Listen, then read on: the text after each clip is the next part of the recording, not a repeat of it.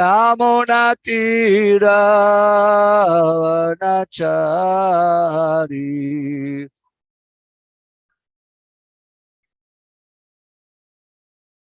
Jaya Radha Madhava Kunja Bihari.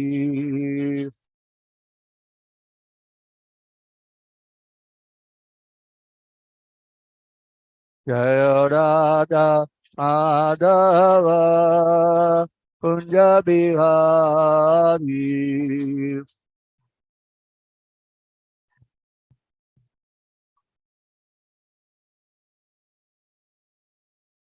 Namaskar Paramam Sabarajavachara Shodharashata Sri Srimad Divine Grace Abhay Charanaravanda Bhakti Vedanta Swami Shri Prabhupada ki Namacharya Shri Haridas Thakur ki प्रेम से कहो श्री कृष्ण चैतन्य प्रभु नित्यानंद श्री द्वैत गदाधर शिवासादि गौर भक्तवृंद की श्री श्री राधा कृष्ण गोपीनाथ श्याम कुंड राधा कुंड गिरि गोवर्धन की वृंदावन मथुरा धाम की जय मायपुर नवदी धाम की जय गंगा माई की जय यमुना माई की जय भक्ति देवी की जय तुलसी महारानी की जय समेत भक्त वृंद की जय अनंत कोटि वैष्णव वृंद की जय गौर प्रेमानंदे all glories to the assembled devotees Hare Krishna all glories to the assembled devotees Hare Krishna all glories to the assembled devotees Hare Krishna all glories to Shri Guru Shri Gauranga all glories to Shri Prabhupada ki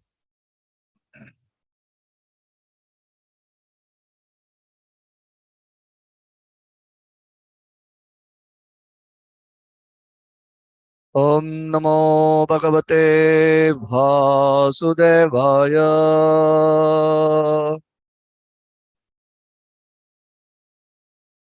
Om Namo Bhagavate Vasudevaya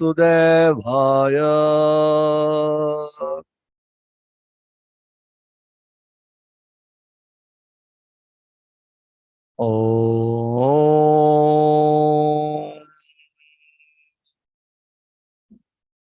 Namo Bhagavate Vasudevaya.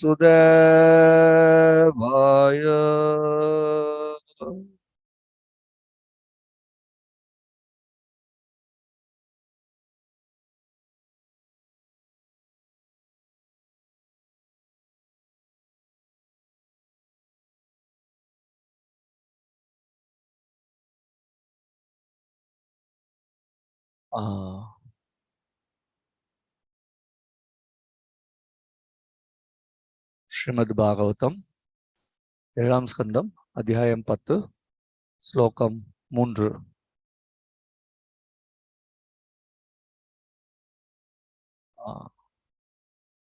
Bhrityalakshana jignasu bhaktam kameshu achodaya bhava samsara bijeshu hridaya grantishu prabho Bhrityalakshana jignasu bhaktam kamesha chodaya bhavan sansara bijeshu hridaya grantishu prabho Bhrityalakshana jignasu bhaktam kamesha chodaya bhavan sansara bijeshu hridaya grantishu prabho Bhrityalakshana jignasu bhaktam kamesha chodaya bhavan sansara bijeshu hridaya grantishu prabho. What is?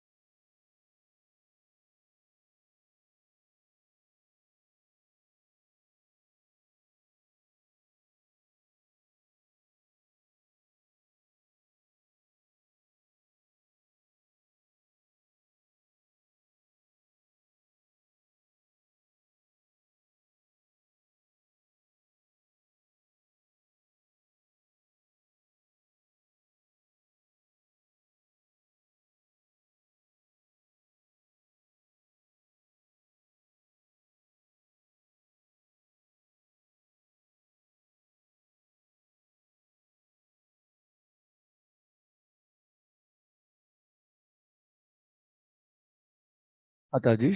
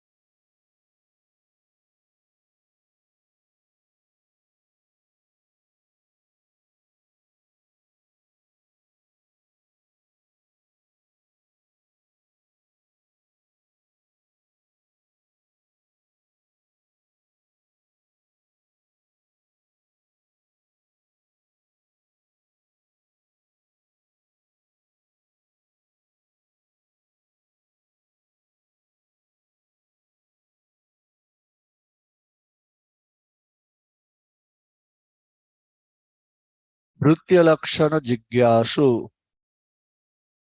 ஒரு தூய பக்தனுக்குரிய அறிகுறிகளை வெளிப்படுத்த விரும்பி பக்தன் காமேஷு காம இச்சைகள் மேலோங்கியுள்ள இந்த ஜட உலகில் அச்சோதயத் அனுப்பியிருக்கிறீர்கள். பவான் தாங்கள் சம்சார பீஜேஷு இந்த ஜட உலகில் இருப்பதற்கான மூல காரணம் ஹிருதய கிரந்தீஷு எல்லா பந்தப்பட்ட ஆத்மாக்களின் இதயங்களிலும் இருக்கும் பௌதிக சுகத்தை அனுபவிக்கும் ஆசை. பிரபோ எனது வழிபாட்டிற்குரிய பகவானே. மொழிபெயர்ப்பு பொருளுரை எழுதியவர் தேவதராச பக்தி வேதாந்த சுவாமி பிரபுபாதுக்கு. எனது வழிபாட்டிற்குரிய பகவானே, பௌதிக வாழ்வுக்கு மூல காரணமாகிய காம இச்சை என்னும் வித்து எல்லோருடைய இதயங்களிலும் இருப்பதால் ஒரு தூய பக்தனின் அறிகுறிகளை வெளிப்படுத்துவதற்காக இந்த ஜட உலகிற்கு என்னை தாங்கள் அனுப்பியிருக்கிறீர்கள். பொருளுரை. நித்திய சித்த பக்தர்களை பற்றியும் சாதன சித்த பக்தர்களை பற்றியும் பக்தி ரசாந்த சிந்து கணிசமான அளவுக்கு விவாதித்துள்ளது. நித்திய சித்த பக்தர்கள் ஒரு பக்தனாவது எப்படி என்பதை சொந்த உதாரணத்தின் மூலம் போதிப்பதற்காக வைகுண்டத்திலிருந்து இந்த ஜட உலகிற்கு வருகின்றனர். இந்த ஜட உலக ஜீவராசிகள் இத்தகைய நித்திய சித்த பக்தர்களிடமிருந்து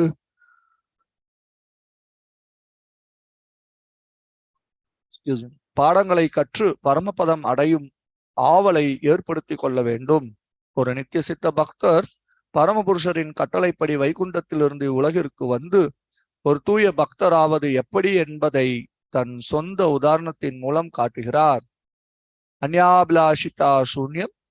நித்திய சித்த பக்தர் இந்த ஜட உலகிற்கு வந்ததும் பௌதிக சுகபோகங்களின் வசியங்களினால் கவரப்படுவதே இல்லை.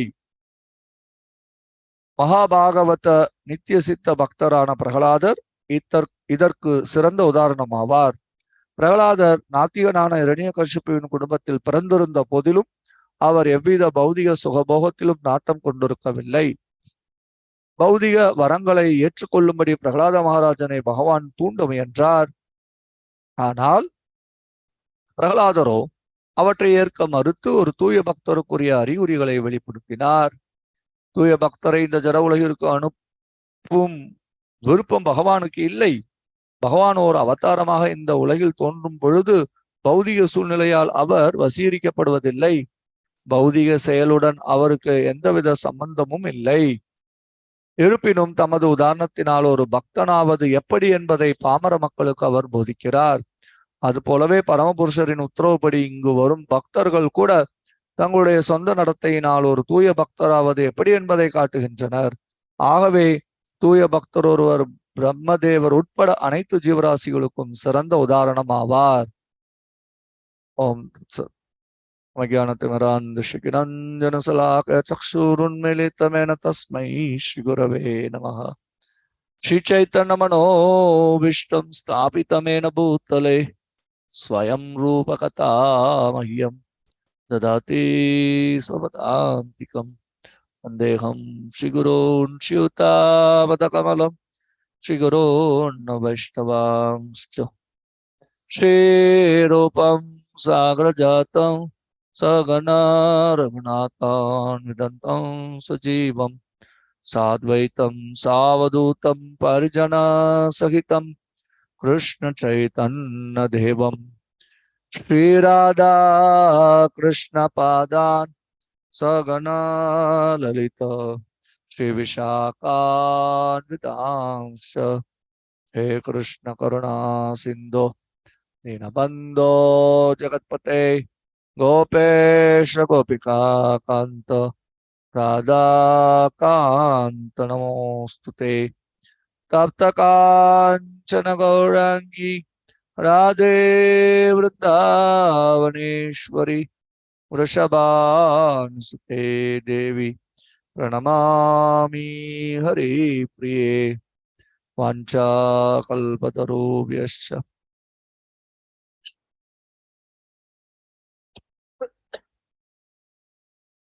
Vaishnavebhyo Namo Namah Shri Krishna Chaitanya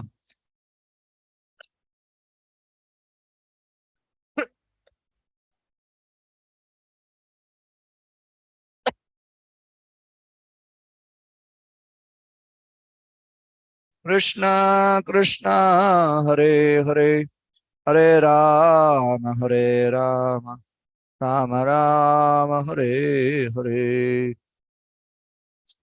Kam karoti vachalam pangam langayate kare krupa tamaham vande Shri Gurun Dinataranam Paramananda Madhavam Shri Chaitanya Shri Namo Vishnu Pada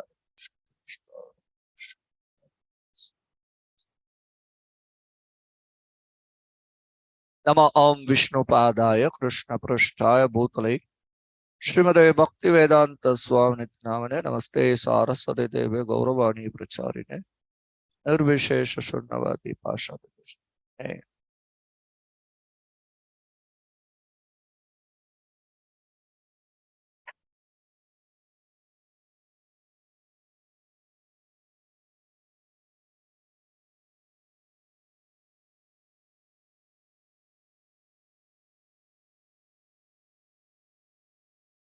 Hare Krishna.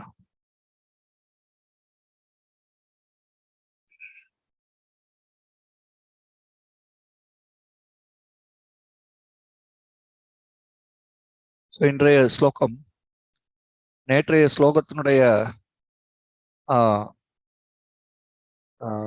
ஒரு தொடர்ச்சியாக இங்கே வருகிறது. நேற்றைக்கு பிரகலாதர் நரசிம்மரிடத்திலே பிரார்த்தனை செய்தார். நான் இந்த பௌதிக சூழ்நிலைகளால ரொம்ப பயப்படுகிறேன்.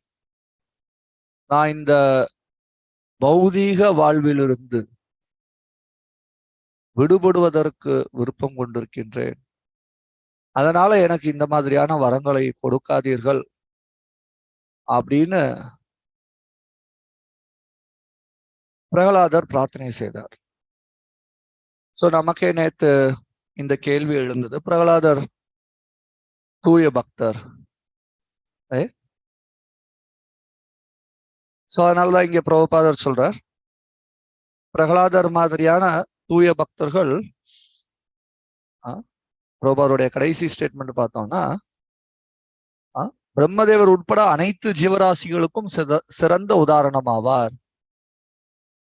சோ அப்படின்னா அவர்களுடைய செயல்களை நாம நம்முடைய பக்தி வாழ்க்கைக்கு ஒரு பாடகமாக ஏற்றுக்கொள்ள வேண்டும். அதனாலதான் பிரகலாதர் மகாஜனங்கள்ல ஒருத்தர்.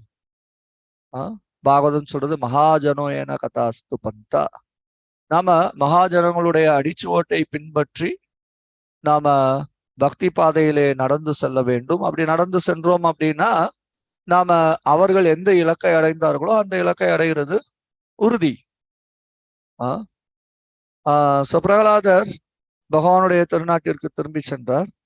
அதனால யார் ஒருத்தர் பகவானுடைய திருநாட்டில் யார் ஒருத்தர் அந்த மாதிரியான தூய பக்தரை பின்பற்றி நடக்கின்றார்களோ அவர்கள் அவர்கள் அடைந்த அதே கதியை அடைகிறதுக்கு உண்டான சாத்தியக்கூறுகள் எல்லாமே இருக்கிறது.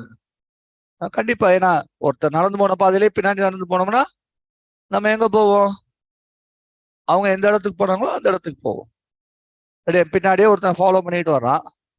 நான் கோயிலுக்குள்ள நுழைஞ்சேன்னா அவன் என்ன பண்ணுவான்? என்ன ஃபாலோ பண்ணிட்டு கோயிலுக்குள்ள நுழைவான். Very simple idea. ஸோ நாமளும் இந்த மாதிரியான மகாஜனங்களை பின்பற்றி அதே பாதையில நடந்து போனோம் அப்படின்னு சொன்னாக்கா அவர்கள் அடைந்த அதே கதியை அடையலாம்.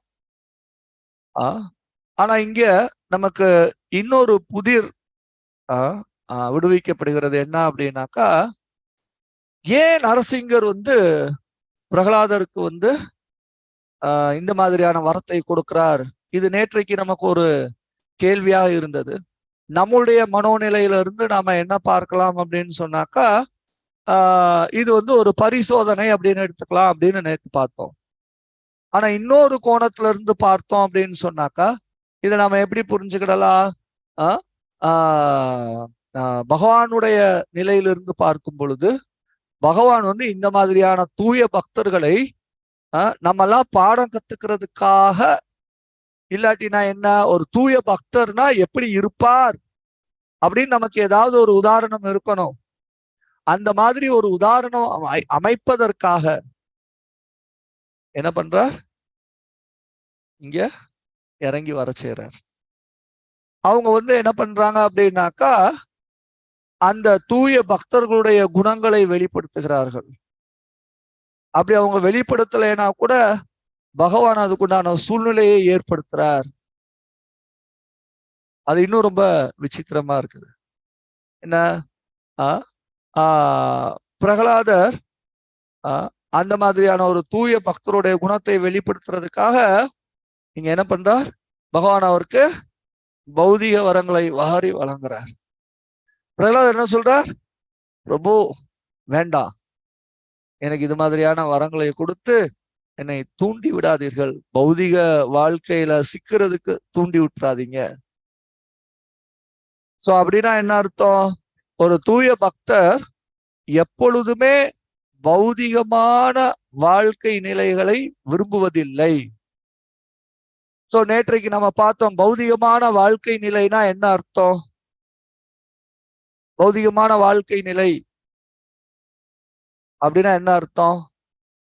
பௌதிக வாழ்வு அப்படின்னா என்ன அர்த்தம்?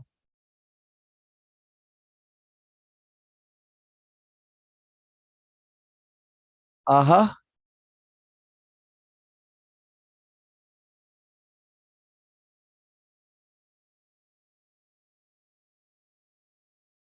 இன்னும் கொஞ்சம் கரெக்டா. ஜட இயற்கை அடக்கி ஆளுதல். எஸ், கான்சியஸ் லெவல்ல மெட்டீரியலிஸ்டிக்கா இருக்கிறது. பௌதிக வாழ்வு அப்படின்னா என்ன?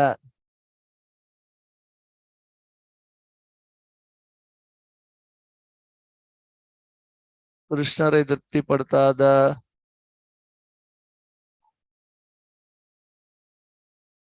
சுகபோகங்களை அனுபவிக்கணும்னு ஆசைப்படுறது. எதனால அந்த ஆசை இருக்கு?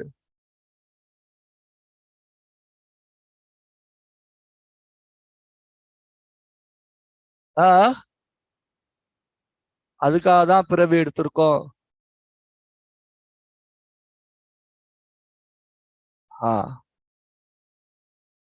சோ நான் இந்த உடல், அந்த உடல் சார்ந்த உறவு, உடல் சார்ந்த புலனின்பம். ஸோ பேசிக்கா ஐடியா அதை நம்ம ஞாபகத்துல வச்சுக்கணும். பௌதிக வாழ்வுனா அதுல மெயின் ஐடியா நான் இந்த உடல். அது இருந்துச்சுனாலே அடுத்தடுத்து மித்த எல்லாமே இருக்கும், அது இருக்காதுன்னு நம்ம சொல்ல முடியாது. யார் ஒருத்தர் நான் இந்த சரீரம் நினைச்சிருக்காங்களோ அவங்களுக்கு அடுத்தடுத்து மித்த எல்லாமே இருக்கும். இந்த உடல் ரீதியான சுகபோகங்கள் ஏதாவது ஒரு விதத்துல, இந்த விதத்துல இல்ல அந்த விதத்துல, இப்படியா இல்ல அப்படியா, எப்படியாவது ஒரு விதத்துல இந்த உடல் சார்ந்த சுகங்களை நான் அனுபவிக்க வேண்டும் ஈவன் அதுல எப்படி கூட இருக்கும் அப்படின்னாக்கா ஒரு தியாகம்ங்கிற பேர்ல அனுபவிப்போம்.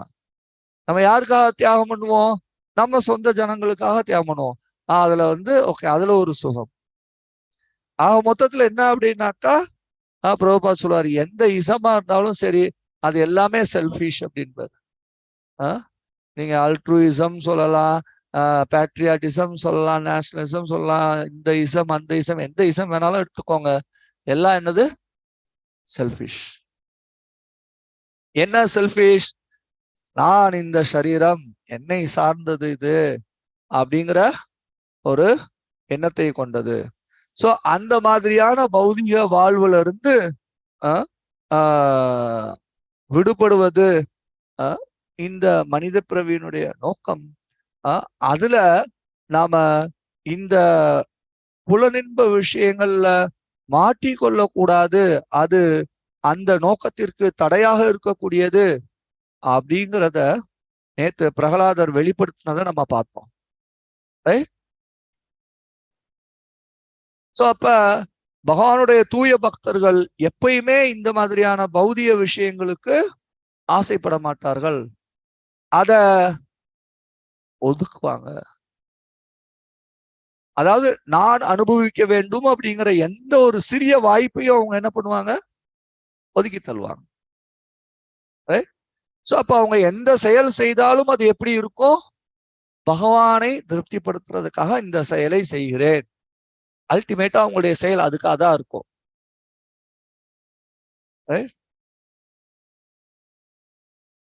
நான் வாட்ஸ்அப்ல மெசேஜ் பாக்குறேன், பகவானை திருப்திப்படுத்துறதுக்காக நான் ஃபேஸ்புக் பாக்குறேன், ட்விட்டர் பாக்குறேன், பகவானை திருப்திப்படுத்துறதுக்காக பாக்குறேன் அப்படின்னு சொல்ல முடியுமா? நாம அதுக்காக மட்டும்தான் செய்யறோமா?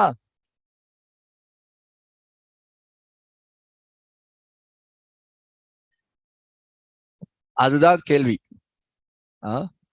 இந்த யுக்த வைராக்கியம் இதே பிரின்சிபலை கொண்டது. நம்ம எந்த ஒரு பொருளையும் இந்த நோக்கத்துல, இதை பகவானை திருப்திப்படுத்துவதற்காக, பகவானுக்கு சேவை செய்வதற்காக அப்படின்னு உபயோகப்படுத்துறோம்னா அது யுக்த வைராக்கிய பிரின்சிபல்.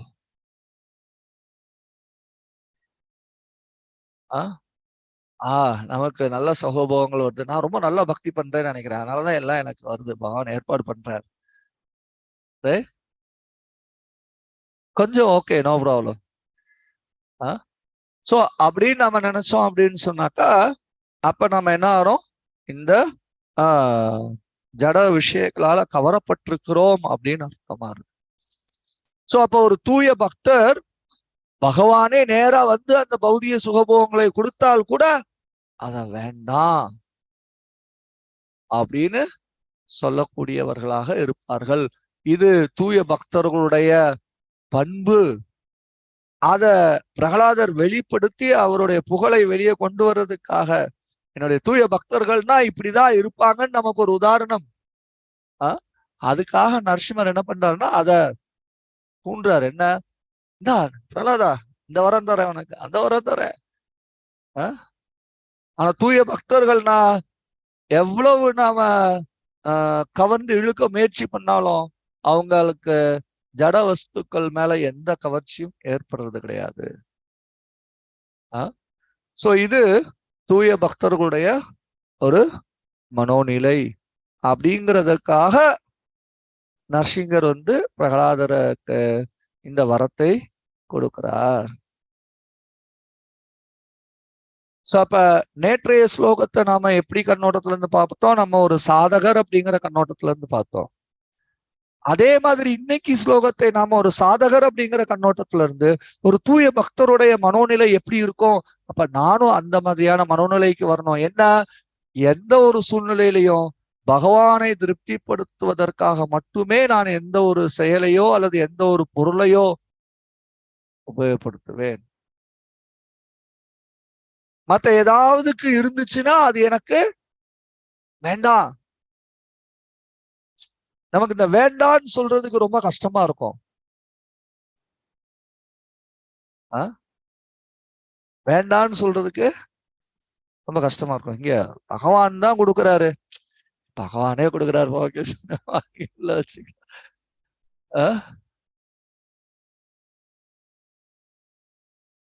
எந்த விஷயங்கள் நமக்கு பகவானுடைய சேவையில ஈடுபடுவதற்கு உதவியாக இல்லையோ அல்லது தடை விதிக்கக்கூடியதாக இருக்கின்றதோ அதை நாம நிராகரிக்கிறதுக்கு தயாராக இருக்க வேண்டும். அதை தான் இங்க பிரகலாதர் போன ஸ்லோகத்துல செய்து காமிச்சதை பார்த்தோம். அது தூய பக்தர்களுடைய தன்மையை வெளிக்கொண்டுவதற்காக நடத்தப்பட்டது அப்படின்னு இங்க பிரகலாதரே சொல்றார். இல்லாட்டினா நரசிங்கர் மேல என்ன வந்துடும், கெட்ட பேர் வந்துருமே. என்ன ஏன் அவர் இந்த மாதிரி அவருடைய தூய பக்தர்களை கூட சோதிச்சு பாக்குறாரு? சோ அது சோதனை மாதிரி தெரிஞ்சா கூட, ஆனா அதுல தூய பக்தருடைய உயர்ந்த தன்மையை வெளியே கொண்டு வர்றதுக்கும் மற்றவங்களுக்கு ஒரு உதாரணமா இருக்கிறதுக்கும். ஏன்னா மகாஜனங்கள்னா என்ன? மற்றவர்களுக்கு பக்தி பாதையை காண்பிப்பவர்கள். எப்படி காண்பிக்கிறாங்க? தாங்களே வாழ்ந்து காண்பித்து அதை விட்டு செல்கிறார்கள் அடுத்தவங்க அதை பின்னாடி தொடர்ந்து வர்றதுக்காக. சோ பிரகலாதர் அப்படி ஒரு உதாரணமா இருக்கிறதுக்காக இங்க இந்த ஸ்லோகம் பிரகலாதராலே சொல்லப்பட்டிருக்கிறது. பகவான் அந்த மாதிரி ஒரு உதாரணத்தை மக்களுக்கு காட்டுறதுக்காக. ஏன்னா சாதகர்கள் அந்த மாதிரி உதாரணத்தை பார்க்கல அப்படின்னாக்கா என்ன அச்சீவ் பண்றது அப்படிங்கிறது தெரியாம, அதனால அவங்களுக்கு ஒரு உதாரணம், அவரை மாதிரி நானு ஆகணும். இல்ல யாராவது சொல்லி கொடுக்கும் போது அவரை மாதிரி நம்ம கற்றுக்கொள்ள வேண்டும், இல்ல அந்த நிலைக்கு உயர்ந்து வர வேண்டும் அப்படின்னு சொன்னோம்னா நமக்கு அது கொஞ்சம் டக்குன்னு புரியும். சோ தூய பக்தர்கள் அந்த மாதிரியான ஒரு நல்ல உதாரணம் இந்த உலகத்துல இருக்கக்கூடிய எல்லா ஜீவராசிகளுக்கும். சோ பிரகலாதர் வைகுண்ட லோகத்திலிருந்து பகவானால் இங்கு அனுப்பி வைக்கப்பட்டவர், நமக்கு உதாரணம் காட்டுவதற்காக. தூய பக்தர்னா எப்படி இருப்பாங்க பாருங்க. ஜட விஷயங்கள் மேல எந்த பற்றுதலும் கொண்டு இருக்க மாட்டாங்க. நானே கொடுத்தா கூட அவங்க அத வேண்டாம். சோ இது நாம கற்றுக்கொள்ள வேண்டிய விஷயம். இந்த பண்பை வளர்த்து கொள்வதற்கு அல்லது அடைவதற்கு நம்முடைய நிலையிலிருந்து நாம முயற்சிகள் எடுக்க வேண்டும். அப்படின்னா என்ன அர்த்தம்? நம்ம கொஞ்சம் கொஞ்சமா இந்த ஜட வஸ்துக்கள் மேல இருக்கக்கூடிய பற்றுதலிலிருந்து நம்மளை விடுவித்து கொள்ள வேண்டும். பல விஷயங்கள்ல பல விதங்கள்ல நாம இந்த ஜட வஸ்துக்கள் மீது நாம உணர்வோடோ உணர்வில்லாமலோ பற்றுதலை கொண்டிருக்கிறோம். கான்சியஸ்லி ஆர் அன்கான்சியஸ் நமக்கு அந்த பற்றுதல் இருக்கிறது. அத கூட நம்ம என்ன பண்ணணும் அப்படின்னாக்கா ரொம்ப கவனமாக, நேற்று ஸ்லோகத்துல அந்த வார்த்தையை உபயோகப்படுத்துறது carefully we have to avoid. அப்படின்னு என்ன அர்த்தம்? நம்ம எப்பயுமே அந்த அன்கான்சியஸா எனக்கு இருக்குது அப்படிங்கிற அந்த பேச்சுக்கே இடம் இல்லை. கான்சியஸா இருக்கணும், கிருஷ்ணா கான்சியஸா இருக்கணும் நம்ம. அதனாலதான் இது இயக்கம் கிருஷ்ணா கான்சியஸ்னஸ் மூவ்மெண்ட். இது வெறும் மைண்ட் லெவல்ல மட்டும் இல்ல, உணர்வு பூர்வமாக இருக்கக்கூடியது. அதனால நாம அந்த நிலைக்கு உயர்ச்சி பெறுவதற்கு உண்டான முயற்சிகளை எடுக்க வேண்டும். அதற்கான உதாரணம் நமக்கு இங்க இருக்கிறது. அவர்கள் காட்டிய பாதையை அப்படியே நாம பின்பற்றி சென்றோம் அப்படின்னா நாமளும் அந்த நிலை அடைவோம். என்ன நம்ம உதாரணம் இங்க எடுத்துக்கணும்? பௌதிக விஷயங்களாக இருந்தது என்றால் அது நம்மளை பௌதிக வாழ்வு நிலையில வைத்து விடும் அப்படிங்கிறதாக இருந்தால் அது வேண்டாம். அதுதான் நமக்கு இங்க பாடம் சொல்லி கொடுக்குறேன். அது என்னவா வேணாலும் இருக்கலாம், யார் வேணாலும் கொடுக்கலாம். நம்ம செய்ய வேண்டியது என்ன? நோ. வெரி சிம்பிள் வேர்ட், ரெண்டே எழுத்து, நோ. NO, no. இல்ல, ஆனா அதுதான் நமக்கு ரொம்ப கஷ்டமா இருக்குது. அந்த நோ அப்படின்னு சொல்றதுக்குள்ள நமக்கு அங்க படபட படப்படன்னு அடிச்சுக்கோ. ஐயோ, ஒருவேளை நோ சொல்லி அப்புறம் எனக்கு கிடைக்காமலே போயிடுச்சு அப்படின்னா, ஒருவேளை தேவைப்பட்டுட்டா, அப்படி ஆயிட்டா, இப்படி ஆயிட்டா, ஐயோ. அதனால நம்ம என்ன அப்படின்னாக்கா, இந்த நோ அப்படின்னு பௌதீக வாழ்வுல நம்மளை போடக்கூடிய விஷயங்கள் எதுவாக இருந்தாலும் அதை நோ சொல்றதுக்கு நம்ம கத்துக்கிடணும். அதுதான் இங்க பிரகலாதர் சொல்லி கொடுக்கிறார். பகவானே கொடுத்தா கூட அது இன்னும் டாப் கிளாஸ் லெசன் நமக்கு. பகவான் தானப்பா கொடுக்குறாரு வச்சுக்கலாம். அதுவே கொடுத்தா கூட நோ.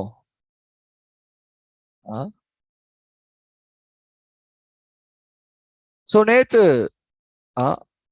பர்சனலா அடுத்த கொஸ்டின் வந்தது. ஓ, நம்ம பாகவதத்துல உதாரணம் பார்க்கிறோம். பிரியவிரத்த மன்னர் இருக்கிறார். என்ன, நாரதர் அவருக்கு ஆன்மீக குரு இன்ஸ்ட்ரக்ஷன் கொடுத்தாரு, இந்த பௌதிக பந்தத்துல மாட்டிக்காத. அப்பா மனு வந்து மன்றாரு, பிரஜைகளை உற்பத்தி பண்ணும், வேற ஆள் இல்ல, உத்தானாபாதாக்கு ஏதோ கதி ஆயிடுச்சு, இப்ப வேற வழி இல்ல, நீதான் இருக்கிற, எனக்கு பிரஜைகளை அதிகரிக்கிறதுக்கு, இந்த மனிதர்களை ஆள்வதற்கு நீ இப்ப குடும்ப வாழ்க்கையை ஏற்றுக்கொண்டுதான் ஆக வேண்டும் அப்படிங்கிறாரு. வீரத்தரு அப்பாவோட ஆன்மீக குரு சொல்றதே பெட்டரா இருக்குது அப்படின்னாரு. அப்புறம் என்ன பண்றது, மனு பிரம்மதேவரிடத்துல மனு போட்டாரு. பிரம்மதேவர் அவருக்காக இறங்கி என்ன பண்ணாரு அப்படின்னாக்கா, இது பகவானுடைய இச்சையும் கூட. அப்புறம் அவருக்கு என்ன கொடுக்கப்பட்டது, வாக்குறுதி கொடுக்கப்பட்டது, நீ பக்தியில இருந்து விலகி போயிட மாட்ட. அப்ப பிரியவிரத்தர் என்ன பண்ணாரு அப்படின்னாக்கா, சரி, ஏன்னா நீங்க இதை சேவையா கொடுக்குறீங்க, அதனால அந்த சேவையா எடுத்துக்கிறேன், ஆனா நான் என் பக்தியில இருந்து விலகி போயிடக்கூடாது, அதுக்கு உத்தரவாதம் தர்றேன் அப்படின்னு அவங்க சொன்னதுக்கு அப்புறமா அவர் என்ன பண்றாருனாக்கா, அதை ஏற்றுக்கொள்கிறார். அதனால நாம தூய பக்தர்களுடைய மனோநிலையை புரிந்து கொள்ள வேண்டும். அதற்காக தான் அந்த உதாரணங்கள் நமக்கு கொடுக்கப்படுகிறது. என்ன அப்படின்னாக்கா, பகவானுடைய சேவையில இருந்து நம்மளை ஏதாவது விளக்குது அப்படின்னாக்கா நம்ம அதுக்கு நோ சொல்லணும்.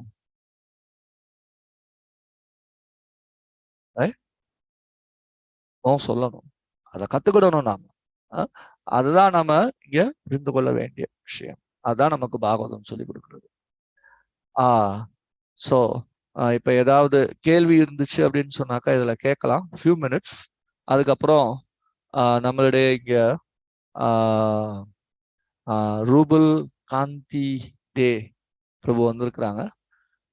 ஸோ பிரபு பானியாட்டில இருந்து இங்க வந்திருக்கிறாங்க. ஆனாலும் அவங்க 2010 இருந்து திரு பக்தி சாரு சுவாமி மகாராஜ் அவர்கள் எப்பெல்லாம் இந்தியால குறிப்பா மாயாப்பூர் கொல்கத்தால இருந்தாங்களோ அப்பெல்லாம் அவங்களுக்கு பர்சனல் சர்வெண்டா இருந்திருக்கிறாங்க.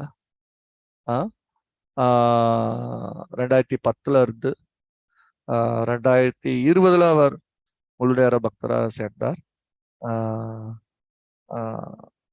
ஸோ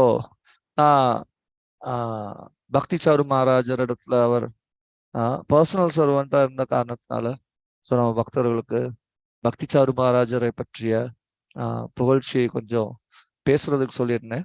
ஸோ அப்போ இந்த கொஸ்டின் ஆன்சர் முடிஞ்சதுக்கு அப்புறமா ஸோ நான் பிரபுவை நமக்கு பக்தி சாரு மகாராஜரை பற்றி அவர் ஆங்கிலத்தில் பேசுவார், ஸ்ரீபதி பிரபு தமிழ்ல டிரான்ஸ்லேட் பண்ணுவார். ஓகே, அதுக்கு முன்னாடி ஏதாவது கொஸ்டின் இன்னைக்கு இருந்துச்சுன்னா அது. Any question in today's class? இன்னைக்கு கிளாஸ்ல ஏதாவது கேள்வி? எஸ்.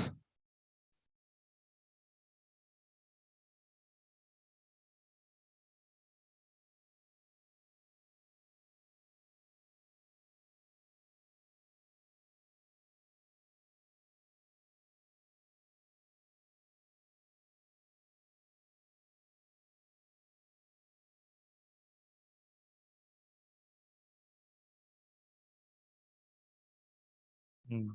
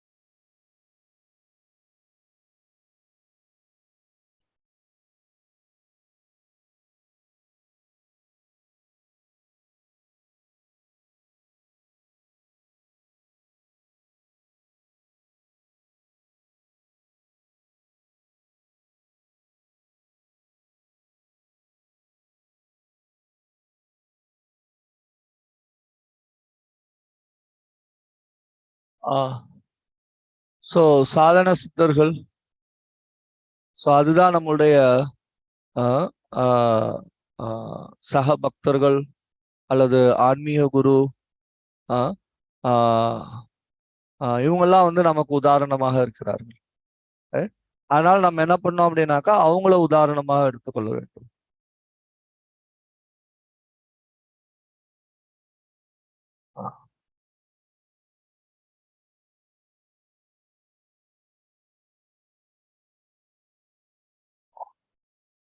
அவங்க அவங்க ஆரம்பிச்சது 17-18 வயசுல ஹோட்டல்ல வேலை செஞ்சு டிரைவரா இருந்து, ஸோ பாடுபட்டு தான் வந்திருக்கிறாங்க. அண்ட் மாயாப்பூர்ல அதை வளர்க்கிறது, அதை உண்டாக்குறது அப்படின்னா அவ்வளோ பாடுபட்டாங்க. அவங்க உட்காந்து படிச்சாங்க, புத்தகங்களை வாங்கிட்டு வந்து அதுல என்னென்னலாம் இருக்குன்னு விசாரிச்சாங்க. அதுக்கப்புறம் எல்லாத்தையும் தானே போய் என்ன பண்ணாங்க, பொருள் ஒன்னொன்னா மண்ணு ஜல்லி எல்லாம் சைக்கிள்ல மிதிச்சு போய் கிருஷ்ணாநகர் வரைக்கும் கஷ்டப்பட்டு போய் அங்கிருந்து கூடயே வருவாரு, வண்டியில இப்படி பின்னாடியே பிடிச்சுக்கிட்டு. டிராக்டர் அந்த மாதிரி வண்டியில, மாட்டு வண்டியில வந்துச்சுன்னா பின்னாடியே பிடிச்சுக்கிட்டே வருவாரு. So nothing comes theirs. எல்லாம் நமக்கு என்ன பர்ஃபெக்டா அவங்க உதாரணம் காமிச்சிருக்கிறாங்க. You put that hard work in serving the spiritual master. நம்மளுடைய ஆன்மீக குருவை சேவை செய்யறதுல அந்த உறுதிப்பாட்டையும் கடின உழைப்பையும் நாம வெளிப்படுத்தணும். எப்பொழுதுமே கிருஷ்ண உணர்வுல இருக்கிறதுக்கு நாம முயற்சிகள் எடுத்தோம் அப்படின்னா அப்ப நாம என்ன பண்ணுவோம், அவங்க மாதிரியான முன்னேற்றத்தை அடைவோம். ஏன்னா இது சயின்ஸ். ஸோ நமக்கு வரல அப்படின்னா நாம என்ன சொல்லிடுறோம் அப்படின்னாக்கா, சீச்சி இந்த பழம் புளிக்கும் அப்படின்னு நம்ம நினைச்சிட்டு இருக்கக்கூடாது. ஸோ எப்படி அதை அடைவது, எப்படி அவர்கள் அடைந்தார்கள் அப்படிங்கிற அந்த பாதையை பின்பற்றுறதுக்கு தான் நமக்கு மகாஜனயன கதாஸ்து தான் சொல்லப்பட்டிருக்கு.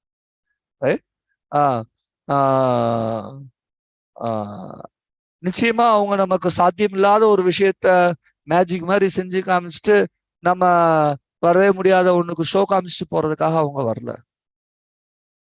உதாரணம்னா அது கிடையாது. உதாரணம் அப்படின்னாக்கா மற்றவர்கள் அதை பார்த்து பின்பற்றுவதற்காக இருக்கக்கூடியது. இவர் உதாரண புருஷரா இருக்கிறாருப்பா அப்படின்னாக்கா அவரை பார்த்து பின்பற்ற முடியும் அப்படின்னாதான். இல்லாட்டி அவர் சித்து வேலை செஞ்சுட்டு போயிட்டாருப்பா அப்படின்னு சொல்லணும். உதாரண புருஷர்னு சொல்ல முடியாது. ஏன்னா யாரும் செய்ய முடியாதது மேஜிக். அவங்க மேஜிக் பண்ணல. அவங்க உதாரணம் அமைத்து கொடுத்தார்கள்னா அது மாதிரி செயல்பட்டு காண்பித்தார்கள்.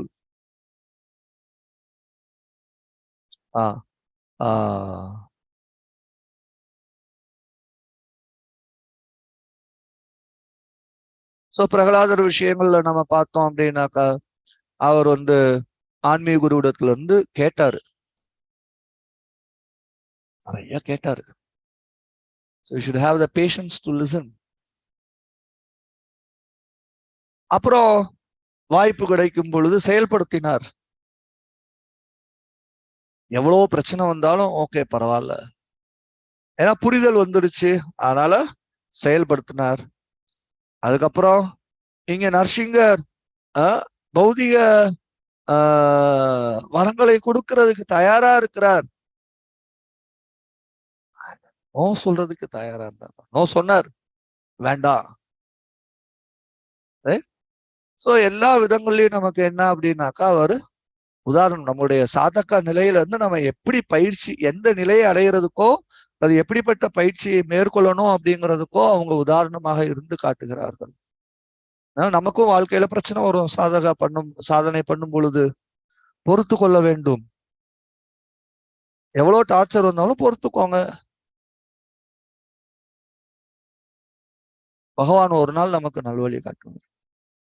ரொம்ப மோசமா இருந்துச்சுன்னா அவரே ஏதாவது ஐடியா பண்ணி யாரை ரிமூவ் பண்ணணுமோ ரிமூவ் பண்ணிடுவாரு. ஒண்ணு நம்மள அந்த இடத்த விட்டு அகற்றிடுவாரு, இல்ல யாரு பிரச்சனையா இருக்காங்களோ அவங்கள அந்த இடத்த விட்டு அகற்றிடுவாரு. அவர் எவ்வளவு வேணாலும் டிரான்ஸ்பர் பண்ணலாம்.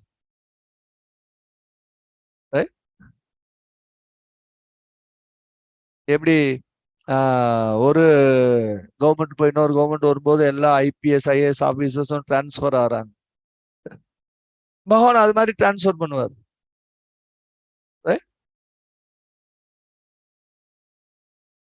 அதனால அதுதான் நாம கற்றுக்கொள்ள வேண்டிய பாடம். அதுக்குதான் அவங்க உதாரணமாக இருக்கிறார்கள். நம்ம என்ன நினைச்சிட்டு இருக்கோம் அப்படின்னாக்கா, நாம இன்னைக்கு இந்த நிலையில நாம பண்ணிட்டு இருக்கக்கூடிய இந்த பக்தி நிலையிலேயே அது உதாரணம் அப்படின்னா, ஆக்சுவலா நாம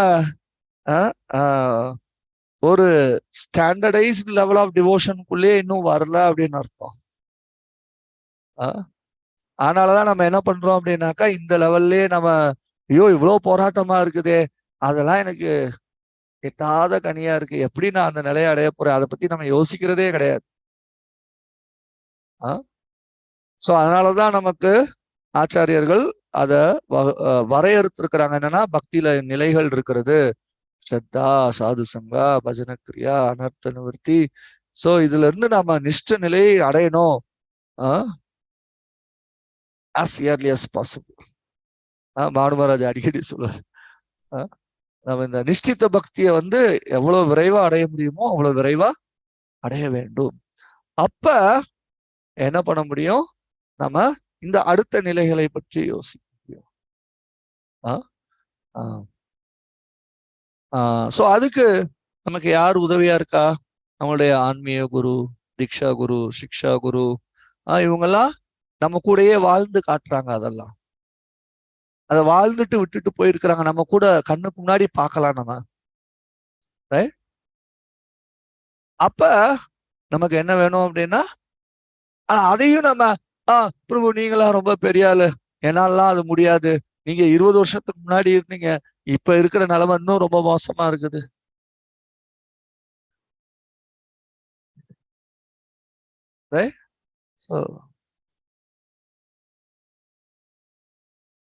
அந்தந்த காலகட்டத்துல ஒவ்வொரு விதமான பிரச்சனைகள் பெருசா இருந்துச்சு. இப்ப எப்படி மொபைல் பிரச்சனையா இருந்துச்சோ அப்ப வேற விஷயங்கள் இருந்துச்சு. ஆனா விஷயம் ஒண்ணுதான், என்ன அப்படின்னாக்கா, இந்த ஜீவனுக்கு இருக்கக்கூடிய உணர்வுகள், அதில் இருக்கக்கூடிய தன்மைகள் வஸ்துக்கள் தான் மாறுதே ஒழிய, உருமாற்றம் தான் இருக்கிறதே ஒழிய பிரச்சனைகள் சேர்ந்தா. பிரச்சனை மாறலையே. இப்பயும் என்னதான் பிரச்சனை? ஜென்ம மிருத்யு ஜராவியாதி தான் பிரச்சனை.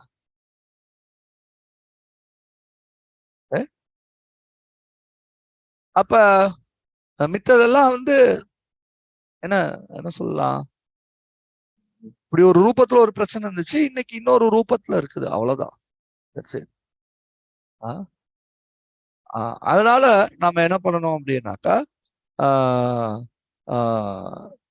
நம்மளுடைய ஆன்மீக குரு அல்லது சிக்ஷா குரு இவங்களுடைய உதாரணங்களை, அப்புறம் முந்தைய ஆச்சாரியர்கள் சத்தோவிரத்தே அவங்களுடைய உதாரணங்கள் எல்லாத்தையுமே நம்ம பின்பற்றி நாம இலக்கை அடைய வேண்டும். அதுக்குதான் அவங்க உதாரணமா வர்றாங்க. எஸ்,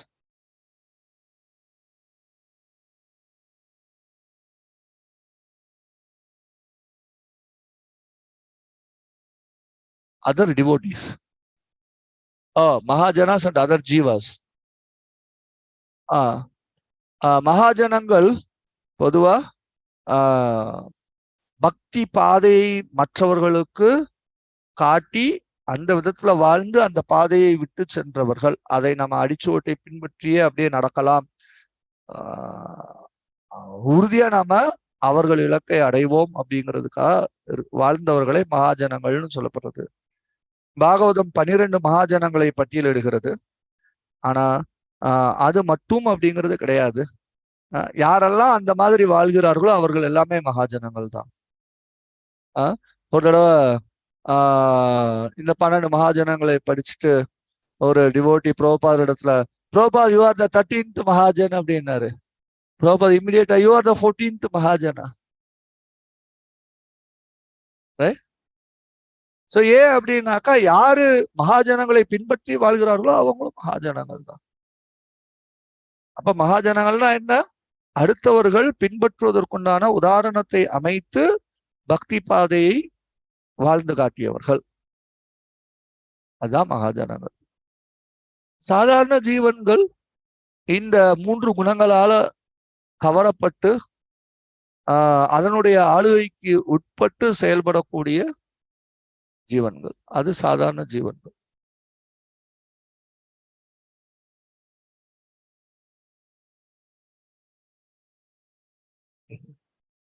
ஜடபரதா அவரை எப்படி எடுத்துக்கிறது? அவரும் ஒரு மகாஜனம். இந்த சென்ஸ் பக்தி பாதை எப்படி நம்ம பக்தி செய்ய வேண்டும், உறுதியாக இருக்க வேண்டும், மற்ற ஜட விஷயங்கள்ல கவர்ச்சி அடையாமல் இருக்கிறதுக்கு எப்படி ஒருத்தர் தன்னையே ஜட மாதிரி கூட வச்சுக்கிடலாம், ஆனா உள்ளார கிருஷ்ண உணர்வுல முழுமையாக கிருஷ்ணரை பத்தியே சிந்திச்சுக்கிட்டு இருக்கிறது அப்படிங்கிற அந்த விஷயத்தை நமக்கு கற்றுக் கொடுத்தவர்.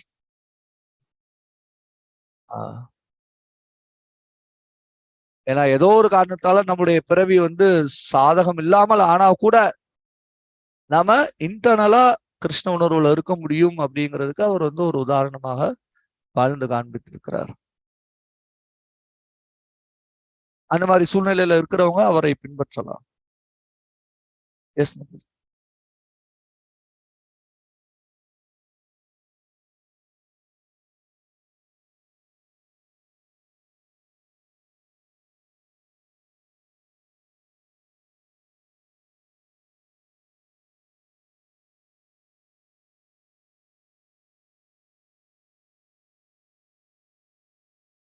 அப்படின்னு புரிஞ்சுக்கலாம்.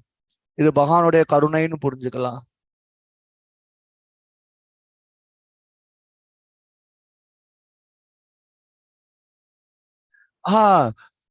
பிரச்சனை வர்றது பக்திக்கே வராது.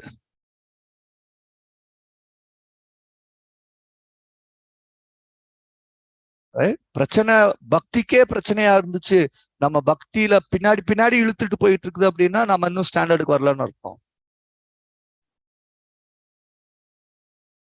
தடங்கள் பிரச்சனை கிடையாது, அது நம்முடைய ஸ்டாண்டர்டோட எந்த விதமாத்துலயும் இருக்காது. நம்ம தாண்டி போறோமா அவ்வளவுதான்.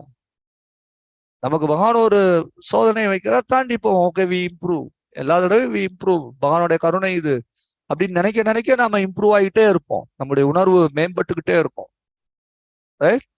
ஆனா ஐயோ பிரச்சனை ஆயிடுச்சு, என் ஜபத்தை விட்டேன், ஓகே நான் இன்னைக்கு புஸ்தகம் படிக்கல, ஓகே இன்னைக்கு நான் பிரசாதத்துக்கு பதிலாக சாதாரணமா எதையாவது சாப்பிட்டுக்கிறேன், இவ்வளவு பிரச்சனை இல்லை, என்னால ஒன்றும் செய்ய முடியாது. ஜஸ்ட் ஒரு உதாரணத்துக்கு சொல்றேன். அந்த மாதிரி நம்ம இருந்தோம் அப்படின்னா நம்ம இன்னும் ஒரு ஸ்டாண்டர்ட் ஆஃப் டிவோஷனுக்கே வரல அப்படின்னு அர்த்தம்.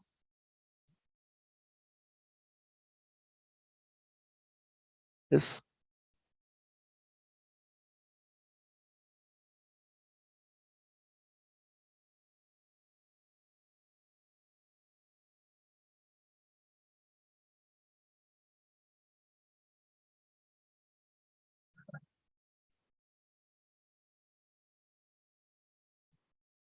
ஒரு பக்தர் எப்பயுமே பகவானுக்கு பக்தி தொண்டு செய்யறதுக்கு விருப்பப்படுவார். ஸோ பொதுவா நாம அத பகவானுடைய விருப்பத்திற்கு விட்டு விடலாம். ஏன் அப்படின்னாக்கா பகவான் நம்மளை எங்க இருந்து சேவை செய்ய விருப்பப்படுறாரோ அங்கிருந்து நாம சேவை செஞ்சுக்கிட்டே இருக்கலாம். நாம இங்க இருக்கும் பொழுது சில நேரம் மம ஜென்மனி ஜென்மனீஸ்வரே பவதாத் பக்தி ரகை கி தொயி. ஸோ அந்த விஷயத்தை பார்க்கும் பொழுது பானு மகாராஜ் என்ன பதில் சொல்றாரு அப்படின்னாக்கா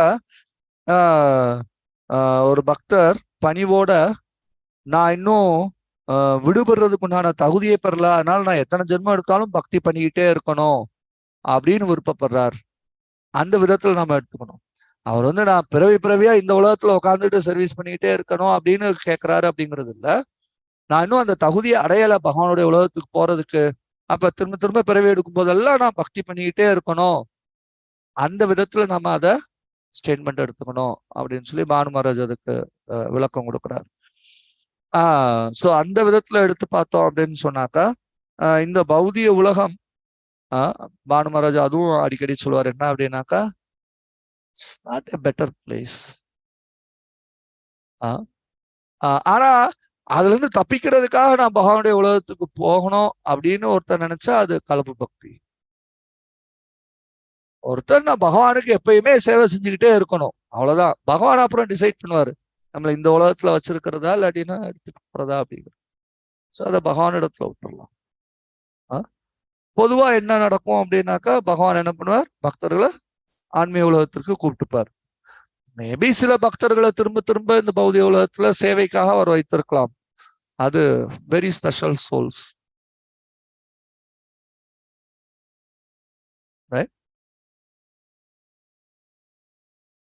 இங்க கூட சொல்லப்பட்டிருக்கு என்ன அப்படின்னா பொதுவா பக்தர்கள் மேல இருந்து கீழே வர விருப்பப்பட மாட்டாங்க, ஏன்னா இது அவ்வளோ ஒரு சாதகமான ஒரு சூழ்நிலை கிடையாது. ஆனாலும் பகவான் சேவைக்காக கொடுக்கிறார் அப்படின்னா they come like Pralhad comes.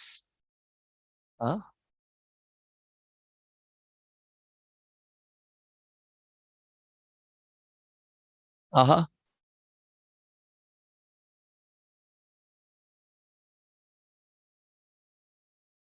இல்ல இங்கேயே அடைய முடியும் ஒருத்தர். கிருஷ்ண பிரேமை அப்படிங்கிறது என்னது, பகவானுக்கு அதீதமான அன்பு. அந்த அன்பு இருந்துச்சுனாலே என்ன இருக்கும், தொண்டு, தட் இஸ் சர்வீஸ். ஸோ ரெண்டும் இன்டர் டிபெண்ட், ஒன்னோட ஒண்ணு தனிப்பட்டதுங்கிறது கிடையாது.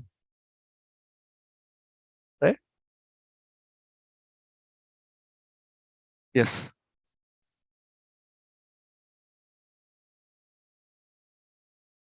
பிரேமை இல்லாட்டினா அந்த அளவுக்கு இன்டென்ஸ் சர்வீஸ் பண்ண முடியாது.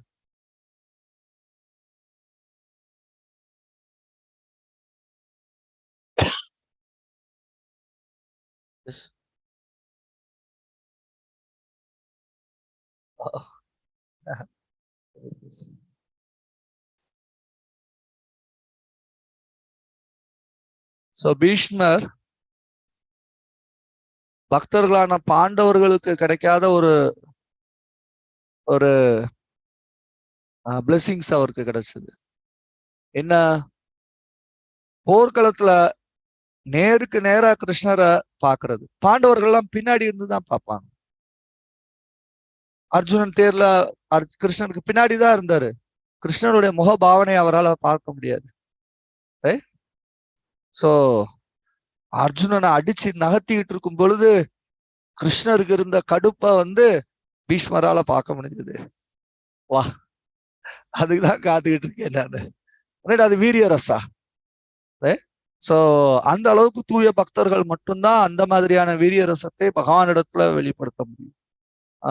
அதை எப்படி நாம புரிஞ்சுக்கிறது? பீஷ்மருடைய ஸ்துதி பாகவதம் முதல் ஸ்கந்தம் 9வது அத்தியாயத்துல பீஷ்மஸ்தவா அப்படின்னு இருக்குது. அதுல அவர் வர்ணிக்கிறாரு, அந்த போர்க்களத்துல அந்த மண்ணுலாம் உன் தலையில பட்டு அப்படி இந்த என்ன காப்பர் வயர் மாதிரி உன்னுடைய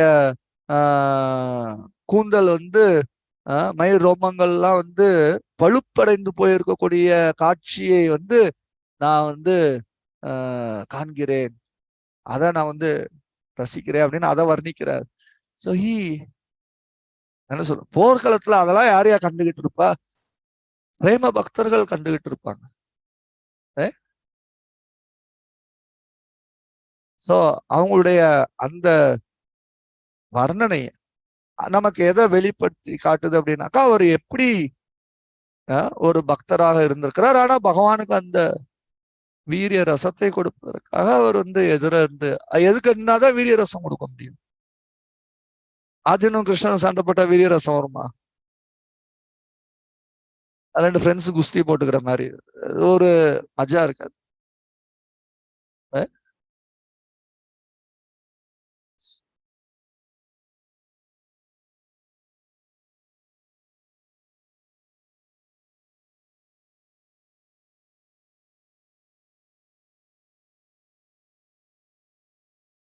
பீஷ்மர் மத்த யாரும் இந்த மாதிரி பிரார்த்தனை செய்யல.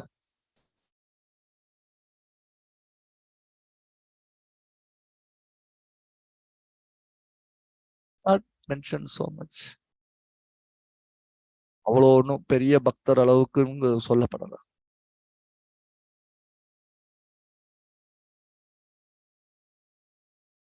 ஓகே, யா. ஸோ நாம இப்ப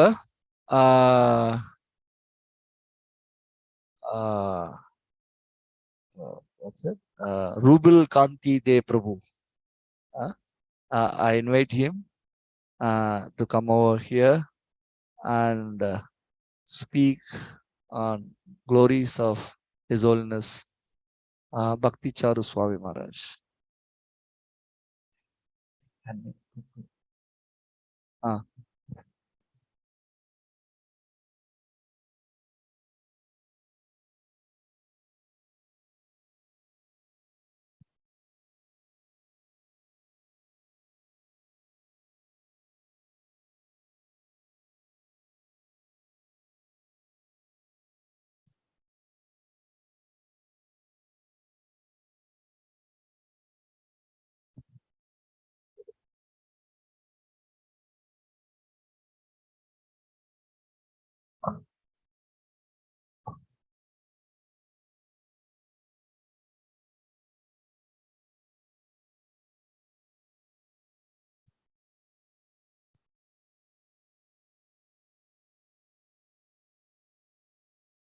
Hare Krishna.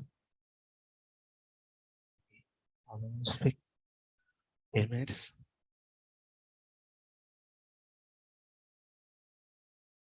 Okay.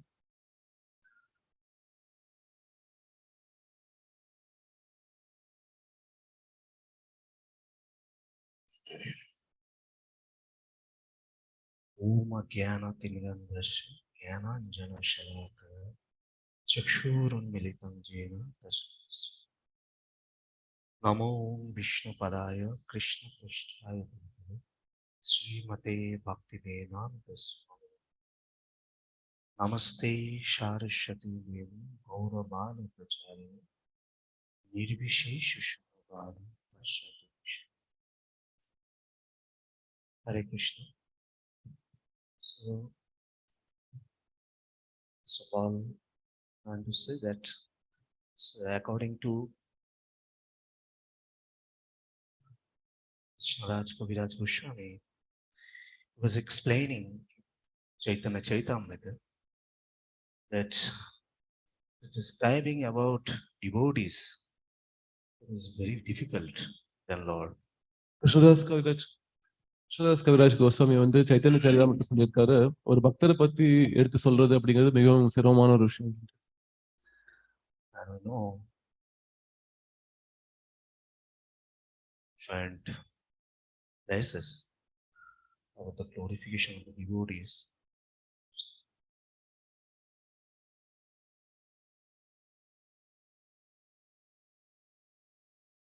Vaishnava Kriya Mudra Bhikya na bujhai. So it is very difficult to understand the pure devotees' activities. Is not easy. Even demigods or exalted personalities, they can't understand the activities of pure devotees. ஒரு தூய பக்தருடைய செயல்களை even தேவர்கள் மாதிரி மிகப்பெரிய நபர்களால் கூட அறிய முடியாது அப்படிங்கிறது சொல்றேன். So it is very difficult for me to explain about His Holiness Bhakti Caru Swami Maharaj. Still, the Prabhuji's request and the blessing of Vaishnavas, I'll try to speak something about him. அதனால தவிர்த்து பக்தி சாரு சுவாமி மகாராஜ் பத்தி பேசுறது அப்படிங்கிறது எனக்கு அது ஒரு இயலாத காரியம். பட் இருந்தாலும் வந்து பிரபுஜி சொன்னதுனால நான் பேசுறேன். So in generally, ISKCON is a big family and lots of acharyas are there. And His Holiness Bhakti Caru Swami Maharaj is also a pioneer leader of ISKCON. So ISKCON வந்து ஒரு மிகப்பெரிய குடும்பம், நிறைய ஆச்சாரியர்கள் இருக்காங்க. அதுல தவிர பக்தி சாரு சுவாமியும் வந்து ஒரு முன்னோடி. He has written a book, Ocean of Mercy. In this book, he has described about his childhood pastimes, also the connection with ISKCON, and also service for Srila Prabhupada, and his connection with Srila Prabhupada and connected to ISKCON. அவர் ஒரு நூல் எழுதியிருக்காரு, ocean of Mercy அப்படின்னு சொல்லிட்டு. அதுல வந்து அவருடைய ISKCON கூட எப்படி அவர் தொடர்புல வந்தாரு, பிரபுபாதருடைய அவருடைய நிகழ்வுகள் அதை பத்தி சொல்லியிருக்காரு. So he is a Bengali person. He was born in Bangladesh. So after that, he returned back to India in Calcutta. அவர் பங்களாதேஷ்ல தான் பிறந்தாரு. அதுக்கப்புறம் அவர் இந்தியாவில் கல்கட்டாவுக்கு வந்தாரு.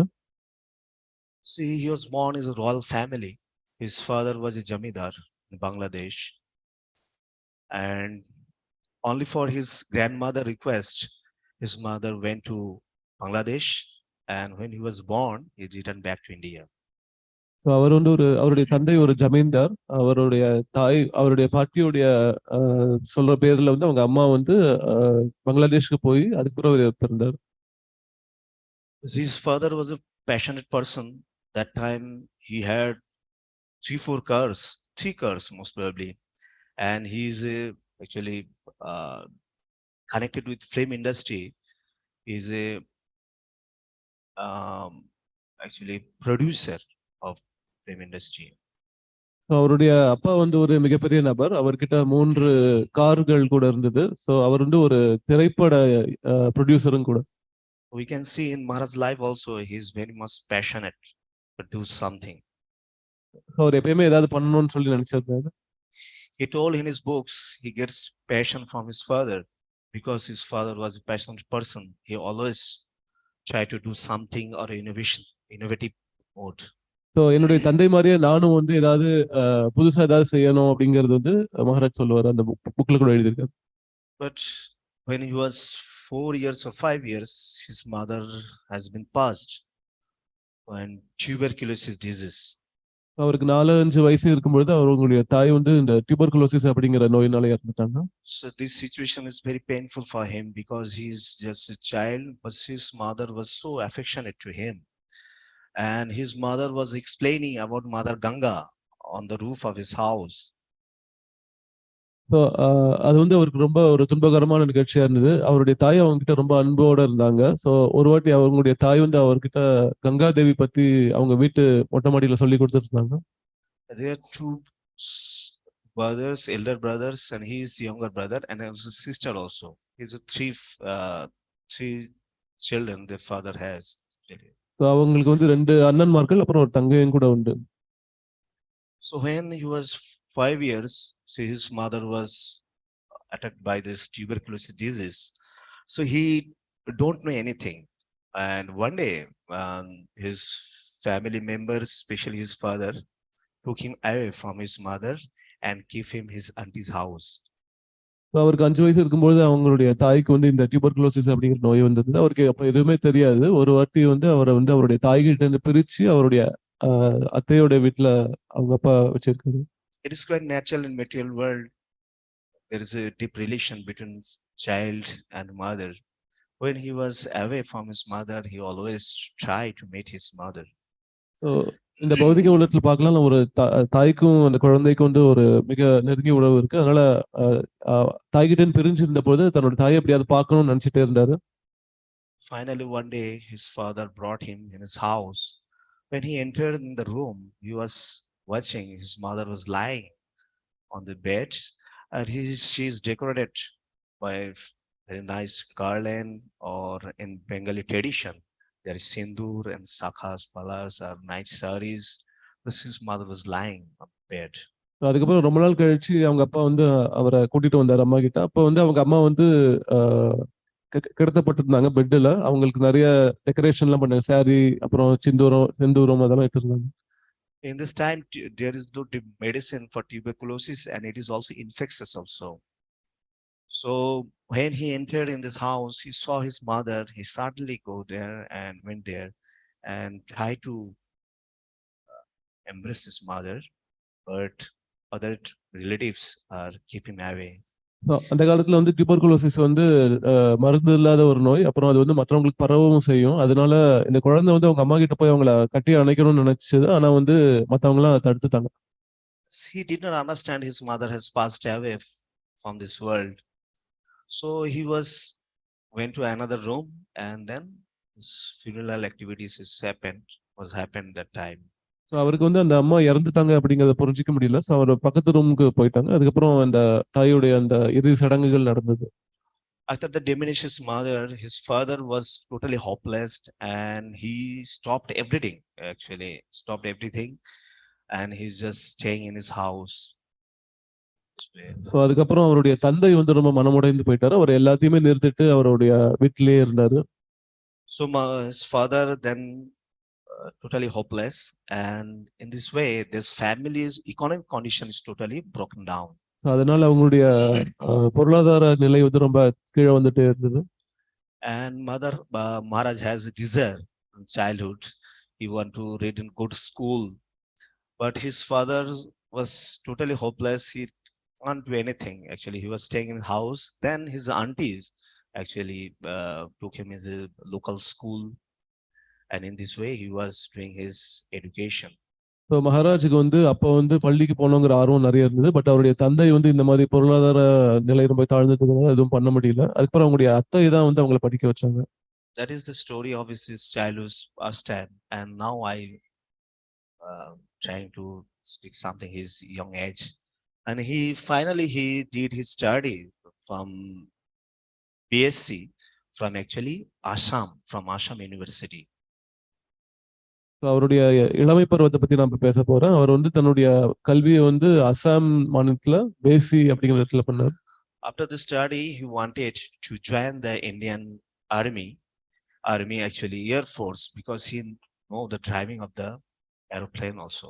அவர் வந்து விமானத்தை ஓட்ட தெரிஞ்சதுனால அவர் வந்து ஏர்ஃபோர்ஸ்ல சேரணும்னு நினைச்சாரு. And then he finally went to the Germany through this walking route from Afghanistan, Pakistan, and then he finally reached to the Germany. அவர் ஜெர்மனிக்கு நடந்தே போனாரு, பாகிஸ்தான், ஆப்கானிஸ்தான் வழியா. And in this way, he went to Germany and he started his further education, higher education in Hamburg University. Hamburg. Hamburg. So Hamburg யூனிவர்சிட்டியில அவருடைய உயர்கல்வி அவர் இந்த விதமா பண்ணாரு. So in this way, when he was doing his study, one day he saw this Hare Krishna movement. அப்படி இருக்கும்போது ஒரு நாள் இந்த ஹரே கிருஷ்ண இயக்கத்தை பார்த்தாரு அவரு. He was coming out from his university towards a restaurant. He checked some food. He saw on the road there is a demonstration was going on. This Indian environment, like Prabhuji is wearing dhotis and kurtas and Matajis are wearing saris. So அவரோட யூனிவர்சிட்டில இருந்து அவர் வந்து உணவு எடுத்துக்கலாம்னு சொல்லிட்டு வெளியில வந்தாரு ஒரு ரெஸ்டாரண்ட்ல. அப்ப வந்து அங்க இந்த ஹரிகிருஷ்ணா இயக்கத்துல இருந்து அவங்க சில நிகழ்ச்சிகள் வந்து பண்ணிட்டு இருந்தாங்க. அப்போ இது ரொம்ப இந்தியா மாதிரி இருக்கு, இந்த மக்கள் எல்லாம் தோத்தி குர்தா சாரி எல்லாம் உடுத்திட்டு இருக்காங்க சொல்லி பார்த்தாரு. Thought it is our Indian culture and how it is possible in Germany people are doing these activities. So he suddenly go there and collect some leaflets and return back to college, So, university. இது வந்து நம்மளுடைய இந்திய கலாச்சாரம், இது ஜெர்மனில எப்படி பார்க்க முடியும்னு சொல்லி ரொம்ப ஆச்சரியப்பட்டார். அதுக்கப்புறம் அங்க போய் சில பேம்ப்ளெட்லாம் அவங்க கிட்ட வாங்கிட்டு அப்புறம் வந்துட்டாரு. So one day with his few friends he went to German Harmugi by ISKCON temple, Hamburg ISKCON temple, and he has some interaction with some devotees also. So, ஒரு முறை அவருடைய நண்பர்களை கூட்டிட்டு ஹாம்பர்க் இஸ்கானுக்கு போய் அங்க வந்து பக்தர்கள் கூட பேசிட்டு இருந்தாரு. And when he entered in the temple, so one devotee tried to teach him about Indian philosophy. And he also counteract these devotees. And this temple president was observing actually this conversation. அவர் அங்க வந்து பக்தர்கள் வந்து அவருக்கு மகாராஜுக்கு வந்து Indian கலாச்சாரத்தை பத்தி எடுத்து சொன்னாங்க. அதை வந்து இவர் வந்து கொஞ்சம் விவாதம் பண்ணிட்டு இருந்தாரு. அதை வந்து அந்த கோவிலுடைய பிரசிடென்ட் வந்து அதை கேட்டுட்டு இருந்தாரு. So this devotee actually criticizing about Indian philosophy, especially Mayada's philosophies, Vivekananda's. So he knows very well, because Maharaj knows very well, he is from Calcutta. So he felt very bad actually. And then this temple president was observing this boy is defeating our devotees, and suddenly he had come and he tried to approach him. நம்மளுடைய பிலாசபியை வந்து இவர் வந்து தோக்கடிக்கிறாருங்கிறத பார்த்தோன்னா அவர் வந்து ரொம்ப என்னடா இது ஆயிடுச்சு அவருக்கு. அப்புறம் பிரசிடென்ட், ஏன்னா அவர் வந்து விவேகானந்தருடைய பிலாசபியில ரொம்ப ஸ்ட்ராங்கா இருந்தாரு மகாராஜ். ஸோ வந்து அதனால அவரே பிரசிடென்டே வந்துட்டாருங்க. So in this way, this conversation was going on. Then he felt very bad actually, and he thinking is some boys, young boys are doing for emotionally this Hare Krishna. That's nothing is this. Because he did not read any book of Srila Prabhupada at that time. இதனால மகாராஜ் என்ன நினைச்சாருன்னா, இது ரொம்ப மோசமானது, இவங்க ஏதோ சென்டிமெண்டலா கொஞ்சம் பாடிட்டு இருக்காங்க அப்படின்னு. ஏன்னா அப்ப வந்து பிரபாத் புக் எதுவும் படிச்சது இல்ல Maharaj. After that he was hating this kind of movement actually. If he saw any Vaishnavas coming in this path, he want to cross this another path, he really take another path. So அதுக்கப்புறம் இந்த ஹரிகிருஷ்ணா இயக்கத்தை பார்த்தாலே மகாராஜ் பிடிக்காது. அவங்க இந்த வழியா வந்தா மகாராஜ் இந்த வழியா போயிடுவாரு. So in this way he did his study in Germany, and one day there is a debate between his friends and others. They are saying these Indians are not perfect, because they are always like they are beggars. They are criticizing actually they are criticizing about India. ஒரு முறை அவருடைய நண்பர்கள் ஜெர்மனில வந்து இந்தியர்களை பத்தி வந்து தவறா பேசிட்டு இருந்தாங்க. அவங்க வந்து ஜஸ்ட் பிச்சை எடுக்கிறவங்க, அவங்களுக்கு வேற எதுவும் தெரியாது, அந்த மாதிரி நிறைய தவறா சொல்லிட்டு இருந்தாங்க. And finally Maharaj left Germany and returned back to India to know the Indian culture, Indian philosophy, or Indian mood.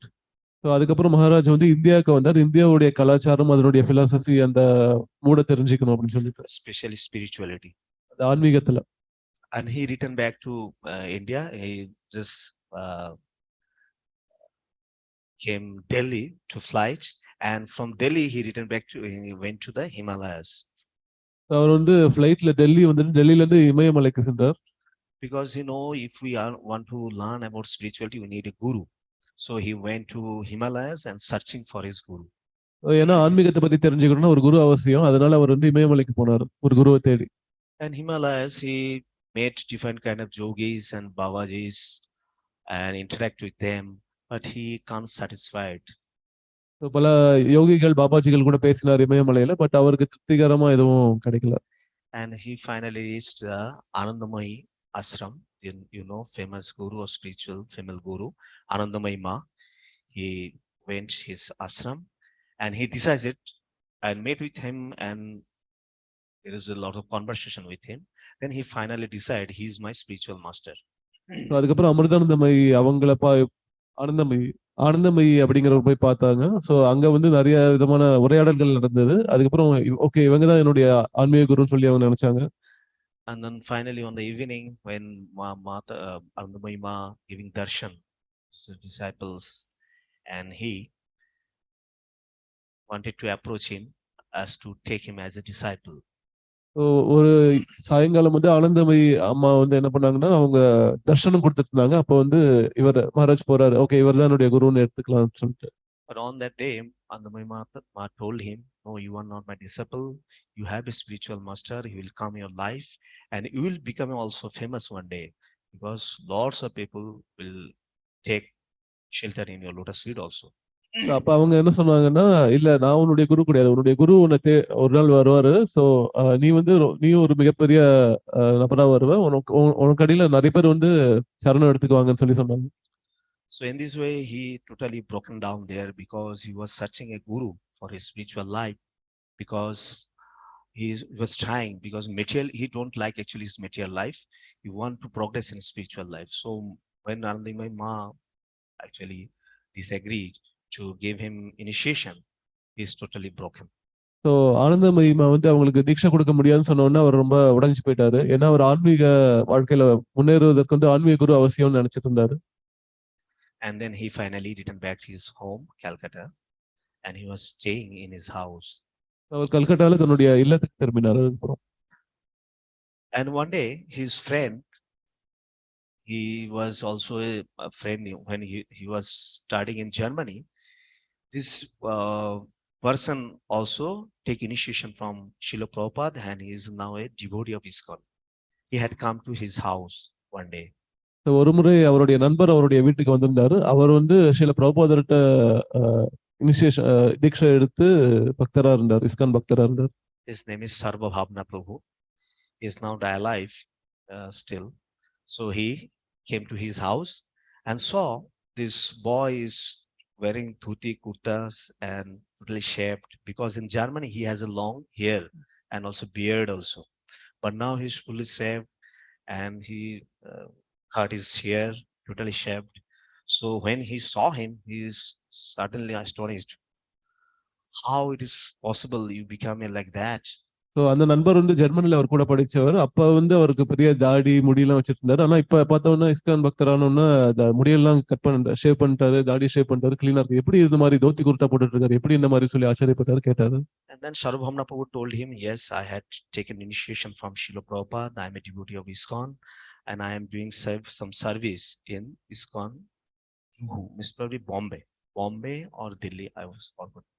I am doing some service also there." சர்வபாவன பிரபு என்ன சொன்னாருன்னா, நான் வந்து பிரபுபாதர்கிட்ட தீட்சை எடுத்துட்டேன். நான் இப்ப இஸ்கான்ல வந்து சேவை செய்யறேன். பட் பாம்பேவா ஜுவா இல்ல டெல்லியான்னு தெரியல. And suddenly Maharaj asked him, "Are you serious about it?" So he told him, "Yes, I am serious." And Maharaj also observing that he is different from previous. Actually, when he was doing study, there is a vast difference between these two persons. அப்ப நீங்க இதுல உண்மையிலேயே சீரியஸா இருக்கீங்களான்னு கேட்கவும் ஆமான்னு சொல்லியிருக்காரு. அப்ப வந்து அவர் வந்து ரொம்ப பெரிய வித்தியாசத்தை பார்க்க முடிஞ்சது அவர்கிட்ட. So in this way, Sarvabhavana Prabhu actually did not teach him anything, because he knows his nature. So he did not try to speaking about anything about Krishna consciousness. So he just offered him to come to the Calcutta ISKCON temple, 3C Albert Road. So it is not far from his house, actually, Maharaj's house. It takes only 20 minutes from his house. And he invited him, "Please come to the temple." சர்வபாவன பிரபுக்கு வந்து மகாராஜோடைய இயற்கை தெரிஞ்சதுனால அவர்கிட்ட அவர் எதுவும் பேசல. But ஆனா வந்து கல்கட்டா கோவில் பக்கத்துல தான் இருக்கு, நீங்க வாங்க அப்படின்னு சொல்லிட்டு கூப்பிட்டாரு. அது மகாராஜோடைய வீட்டுக்கு பக்கத்துல தான், ஒரு 20 நிமிஷம் தூரத்துல தான் இருக்கு. So in this way, he came to the Calcutta temple and met lots of devotees. And when he was returning back, he asked for a book. "Please give me a book. Any books is available." விதமா மகாராஜ் வந்து கல்கட்டா கோயிலுக்கு வந்திருந்தாரு, பக்தர்கள் கூட பேசினாரு. அதுக்கப்புறம் திரும்பி போகும்பொழுது எனக்கு ஏதாவது ஒரு புத்தகம் கொடுங்கன்னு சொல்லி கேட்டாரு. So that time in bookstall there is no books. Only one book is Nectar of Devotion is available that time. அப்போ வந்து புக் ஸ்டால்ல வந்து ஒரே ஒரு புக் தான் இருந்தது. என்ன அப்படின்னா பக்தி ரசாமிர்த சிந்து.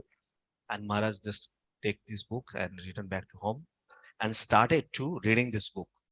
மகாராஜ் வந்து இந்த புத்தகத்தை எடுத்துட்டு போயிட்டு படிக்க ஆரம்பிச்சார் வீட்டுல. And he started it day and night. Only sleeping time he is just sleeping, and day and night he is just reading these books. In 4-5 days he finished these whole books. அவர் தூங்குற நேரம் போக எல்லா நேரமும் இந்த புத்தகத்தை வந்து ராப்பகலா படிச்சாரு. அப்புறம் 4-5 நாள்ல அந்த புத்தகத்தை படிச்சு முடிச்சிட்டாரு. When he first day he was reading, then night he saw a nice dream. He saw one fulgent person had come on his dream.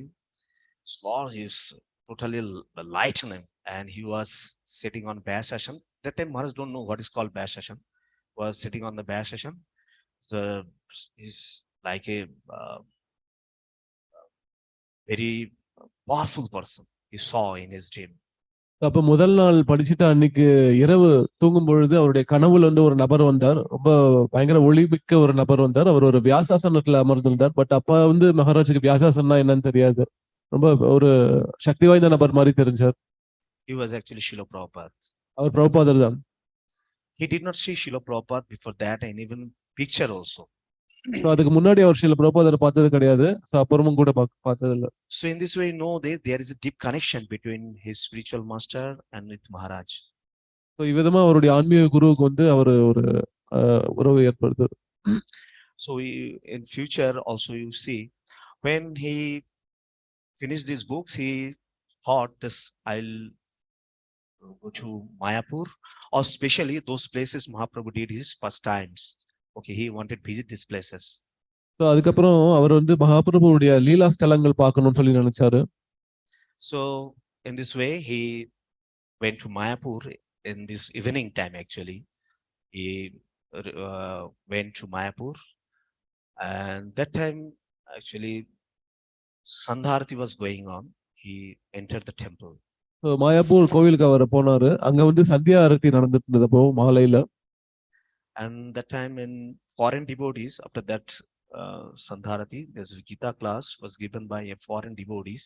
He was explaining so nicely Bhagavad Gita. Maharaj just astonished. How it is possible for a foreign person to explain this Bhagavad Gita in this way? And Maharaj thinking everything he's speaking to him actually, his purpose. So Maharaj is totally shocked. அதுக்கப்புறம் சந்தியாரத்தி முடிஞ்சதுக்கு அப்புறம் பகவத்கீதா வகுப்பு நடந்தது. அப்போ வந்து ஒரு வெளிநாட்டு பக்தர் வந்து பகவத்கீதையை ரொம்ப அழகா விளக்கம் சொல்லிட்டு இருந்தாரு. அப்ப மகாராஜுக்கு ரொம்ப ஆச்சரியமா போச்சு. எப்படி ஒரு வெளிநாட்டவர் வந்து இவ்வளவு அழகா பகவத்கீதையை விளக்குறாருன்ட்டு. அது மட்டும் இல்லாம வகுப்புல சொன்ன எல்லா விஷயமே வந்து மகாராஜுக்கு சொன்ன மாதிரியே இருந்தது. And in this way, after this class, devotees are requesting, hey, please stay here, stay in Mayapur, and try to take this philosophy and understand it. And they are requesting for only for staying. So by their request, he decided to stay in Mayapur. அந்த பக்தர்கள் வந்து அவர்கிட்ட கோரிக்கை வச்சாங்க, தயவு செய்து நீங்க மாயப்பூர்ல இருந்து இந்த இதெல்லாம் தெரிஞ்சுக்கோங்க அப்படின்னு சொல்லிட்டு. சோ மகாராஜ் வந்து மாயப்பூர்ல இருக்கலாம்னு முடிவு பண்ணாரு. So in this way, he actually that time Srila ISKCON is already 10 years almost, because it is the ending of 1976 or beginning of 1977. அது வந்து 1976 முடிவு இல்ல 77 ஆரம்பம். சோ இஸ்கான் ஆரம்பிச்சு ஒரு 10 வருஷம் ஆயிருந்தது அப்போ. And that time Srila Prabhupada had 4,800 more than 4,000 initiated devotees. Actually all are foreign devotees. Bengalis devotees are few, or Indians are few. Indian Indians or Bengalis are few actually. So அவரோட அப்போ வந்து சில பிரபுபாதர் வந்து 4,800க்கும் கிட்டத்தட்ட சீடர்கள் இருந்தாங்க அவருக்கு. சோ அதுல ரொம்ப சில பேர் தான் வந்து இந்தியர்கள், குறிப்பா பெங்காலிகள், மிச்ச எல்லாருமே மேலை நாட்டவர்கள். And devotees understand that he is an educated person, and they are trying, if he stayed there, it is helpful for our movement also. So they are requesting him, please stay here. பக்தர்கள் நினைச்சாங்க மகாராஜ் இங்க இருந்தாருன்னா வந்து இந்த இயக்கத்துக்கு ரொம்ப பயனுள்ளதா இருக்கும், அதனால அவர் வந்து நீங்க இங்க இருங்கன்னு சொல்லி அவங்க கோரிக்கை வச்சாங்க. So in this way, first day he got service in kitchen, big kitchen. முதல் நாள் வந்து கிச்சன் சேவா கிடைச்சது. That time His Holiness Jayapataka Swami Maharaj and His Holiness Bhavananda Maharaj was taking care of Mayapur project. His Holiness Jayapataka Swami Guru Maharaj and His Holiness Bhavananda Maharaj. அப்ப தவிர்த்து ஜெயபதா சுவாமி குரு மகாராஜ் அப்புறம் பவானந்த மகாராஜ் அவங்க வந்து மாயப்பூர் சேவையில பண்ணிட்டு இருந்தாங்க. So His Holiness Jayapataka Swami Guru Maharaj actually he generally taking care of preaching side, and Bhavananda Maharaj is management side actually. So Jayaprakash சுவாமி மகாராஜ் வந்து பிரச்சார சேவையிலையும் வந்து பவானந்த மகாராஜ் வந்து மேனேஜ்மெண்ட்லயும் இருந்தார் அப்போ. And Bhavananda Maharaj understand this boy is special boy, is not an ordinary boy. So then Maharaj told him, you stay here, and actually also Maharaj has a desire to meet with Srila Prabhupada as early as possible. Yes. So Bhavananda Maharaj நினைச்சாரு இவர் வந்து ஒரு சாதாரண நபர் கிடையாது, அதனால இவர் வந்து இங்க இருக்கணும் அப்படின்னு சொல்லி நினைச்சாரு. அண்ட் மகாராஜுக்கும் வந்து பக்தி சாரு மகாராஜுக்கும் வந்து ஸ்ரீல பிரபாதர் பார்க்கணுங்கிற ஆர்வம் இருந்தது. And that time Srila Prabhupada was US, he returned back to India in Kumbh Mela. So பிரபாதர் வந்து அப்ப அமெரிக்கால இருந்து இந்தியாவுக்கு வந்து கும்பமேளாக்காக திரும்பி வந்த சமயம். So and then some devotees from Mayapur, they went to Kumbh Mela to visit Srila Prabhupada. They arranged a bus, and Bhavananda Maharaj told him, you are selected for this, you can go with us, you could go with us. அப்ப கும்பமேளால பிரபாதரை பார்க்கறதுக்காக ஒரு பக்தர்களும் சேர்ந்து மாயப்பூர்ல இருந்து ஒரு bus ஏற்பாடு பண்ணிருந்தாங்க. அப்ப பவானந்த மகாராஜ் வந்து பக்திசாரு மகாராஜ் சொல்றாரு, நீங்க வந்து இதுக்காக தேர்ந்தெடுக்கப்பட்டிருக்கீங்க, நீங்களும் கூட போலாம்னு சொல்லிட்டாரு. The Maharaj thought himself as a lucky person, because it is difficult for any newcomer to meet with Srila Prabhupada, or especially get kind of privilege, or how can I speak, this kind of opportunity. புதுசா வந்தவர்கள் வந்து பிரபாதரை பாக்குறது அப்படிங்கிறது ரொம்ப கஷ்டம். So Maharaj வந்து ரொம்ப சந்தோஷப்பட்டாரு, okay எனக்கு அதிர்ஷ்டம் கிடைச்சிருக்கு சொல்லிட்டு. So finally, by this bus with Mayapur devotees, they went to Kumbh Mela, and they took some vegetables from Mayapur. So when they reach Kumbh Mela, it is morning 10:30 a.m. மாயப்பூர்ல இருந்து பக்தர்கள் வந்து கொஞ்சம் காய்கறிகள் எடுத்துட்டு போயிருந்தாங்க. கும்பமேளாக்கு காலையில ஒரு 10:30 மணிக்கு போய் சேர்ந்திருப்பாங்க. And then Bhavananda Maharaj told him, come with me, we will meet with Srila Prabhupada. அப்ப பவானந்த மகாராஜ் கூப்பிடாரு, வாங்க நம்ம பிரபாதரை பார்க்கலாம் அப்படின்னு சொல்லிட்டு. So Bhavananda Maharaj carrying these vegetables, and His Holiness Bhakti Swami Maharaj also following him. So Bhavananda Maharaj entered the tent. His Prabhupada's separate tent was there. He entered, but his servant, personal servant, stopped the Maharaj. Can't go. Said. அப்ப வந்து பவானந்த மகாராஜ் வந்து அந்த காய்கறி கூட எடுத்துட்டு போனாரு. இப்ப பக்திசாரு மகாராஜ் கூடயே போறாரு. ரெண்டு பேருமா பிரபுபாதர் இருந்த அந்த கூடாரத்துக்கு போறாங்க. அந்த கூடாரத்துல வந்து பிரபுபாதருடைய காரியதர்சி பர்சனல் சர்வெண்ட் அவர் என்ன பண்றாருன்னா நிறுத்திடுறாரு, இருங்க நீங்க இப்ப பார்க்க கூடாது அப்படின்னு சொல்லிட்டு Bhavananda Maharaj. So that time Maharaj felt it is very difficult. It is not easy to meet with Srila Prabhupada. He then understand that. அப்ப வந்து பிரபுபாதரை பாக்குறது ரொம்ப சுலபமானது கிடையாதுங்கிறத மகாராஜ் புரிஞ்சுக்கிட்டாரு. அப்போ So on the evening time, Srila Prabhupada was giving lecture in the pandal. So first time he saw Srila Prabhupada from the pandal lecture. So அன்னைக்கு மாலை வந்து பந்தல்ல ஸ்ரீல பிரபுபாதர் வந்து வகுப்பு கொடுத்துட்டு இருந்தாரு. அப்போ முதல் முறையா பிரபுபாதர் வந்து மகாராஜ் பாக்குறாரு. And next morning, Srila Prabhupada told, I want to return back to Calcutta temple. So Bhavananda Maharaj told him, Prabhupada returning back Calcutta. So அடுத்த நாள் வந்து பிரபுபாதர் சொன்னாரு, நான் கல்கட்டா டெம்பிளுக்கு போகணும்னு சொன்னாரு. So பவானந்த மகாராஜ் கல்கட்டா டெம்பிள் போகலாம்னு சொன்னாரு. And then senior devotees arranged two bogies of train of first class, one for Srila Prabhupada and one for other senior disciples. அப்ப பக்தர்கள் மூத்த பக்தர்கள் வந்து ட்ரெயின்ல ரெண்டு போகி வந்து ஏற்பாடு பண்ணாங்க ஏசில. ஒன்னு வந்து பிரபுபாதருக்கும் இன்னொன்னு மத்த பக்தர்களுக்கும். And then Bhavananda Maharaj told him, you are also selected to go with us. அப்ப பவானந்த மகாராஜ் சொன்னாரு, நீங்களும் வந்து எங்க கூட வரலாம், நீங்க தேர்ந்தெடுக்கப்பட்டிருக்கீங்க அப்படின்னு சொன்னாரு. So Maharaj feel very lucky, and he was thinking, I am so lucky person, I can go with Srila Prabhupada. நான் வந்து பிரபுபாதர் கூட போக முடிஞ்சிருக்குன்னா நான் ரொம்ப அதிர்ஷ்டசாலி சொல்லி மகாராஜ் நினைச்சாரு. அப்போ So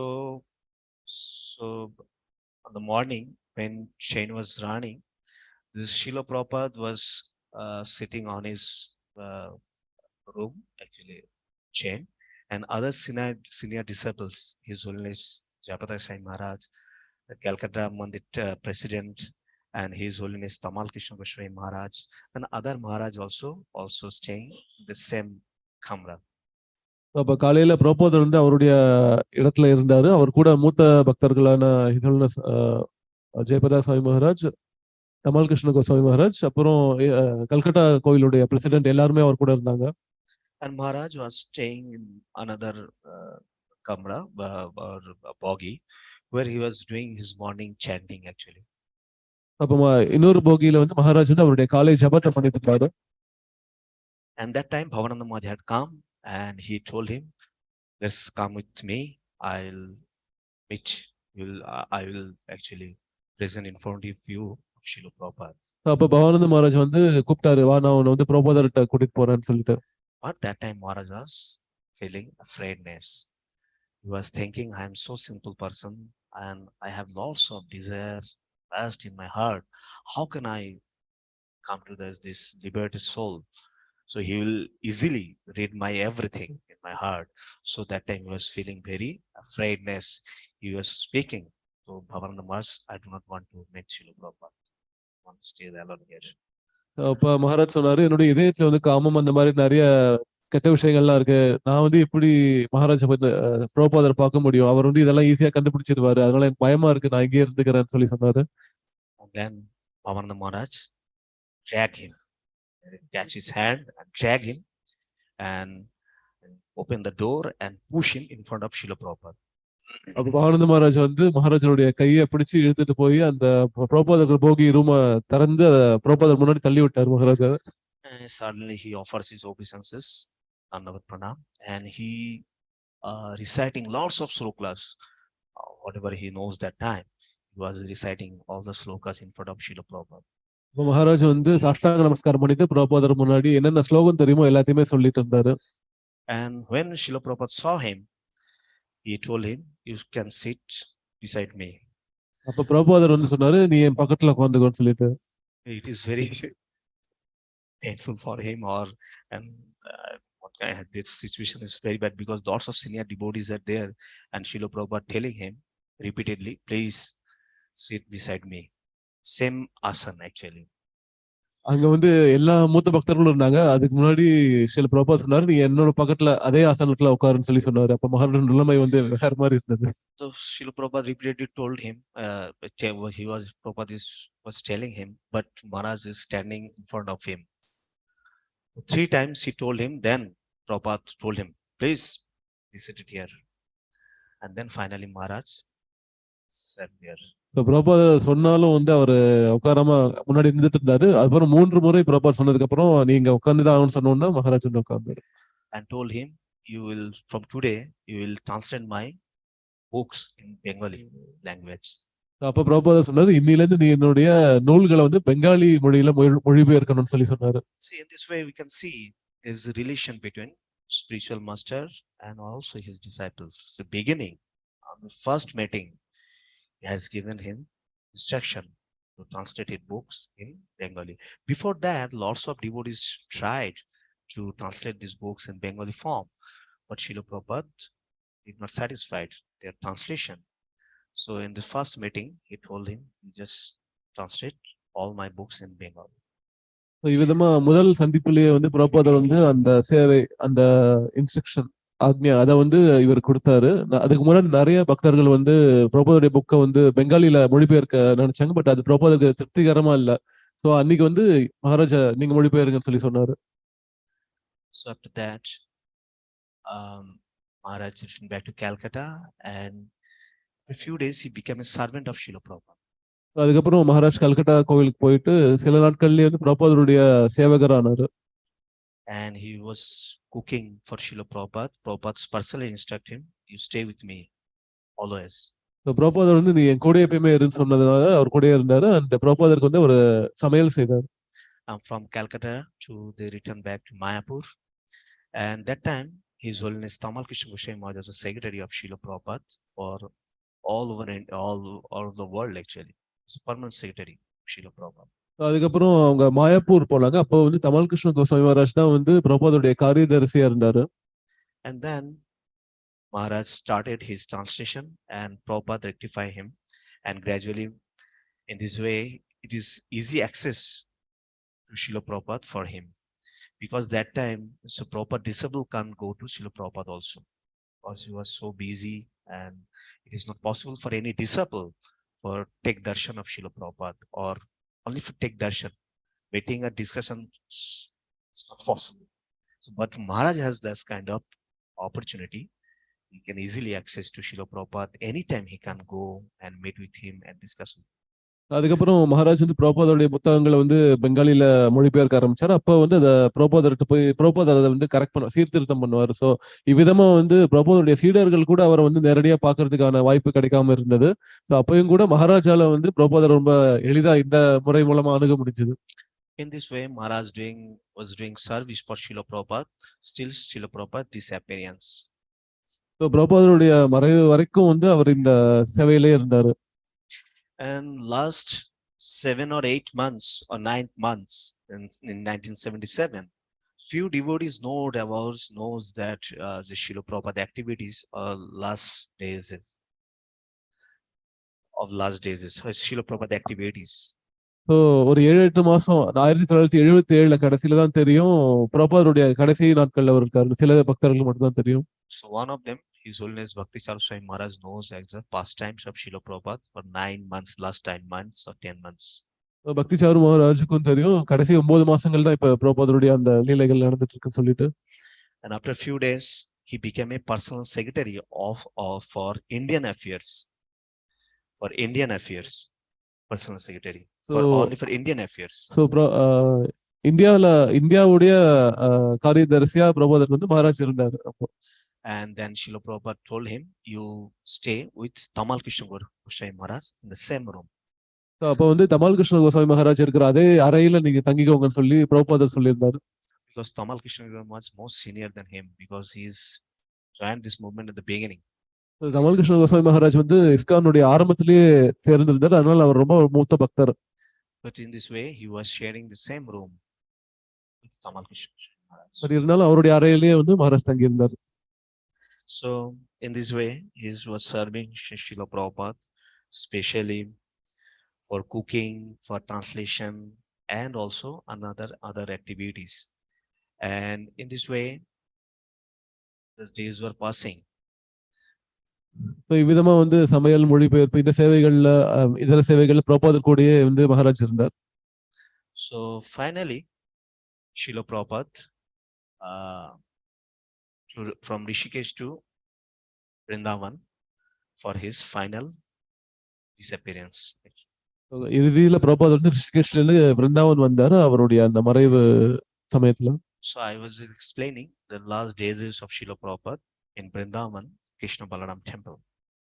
அங்கதான் வந்து பிரபோதர் தன்னுடைய இறுதி நேரத்துல இருந்த Krishna Balarama temple விருந்தாவனத்துல.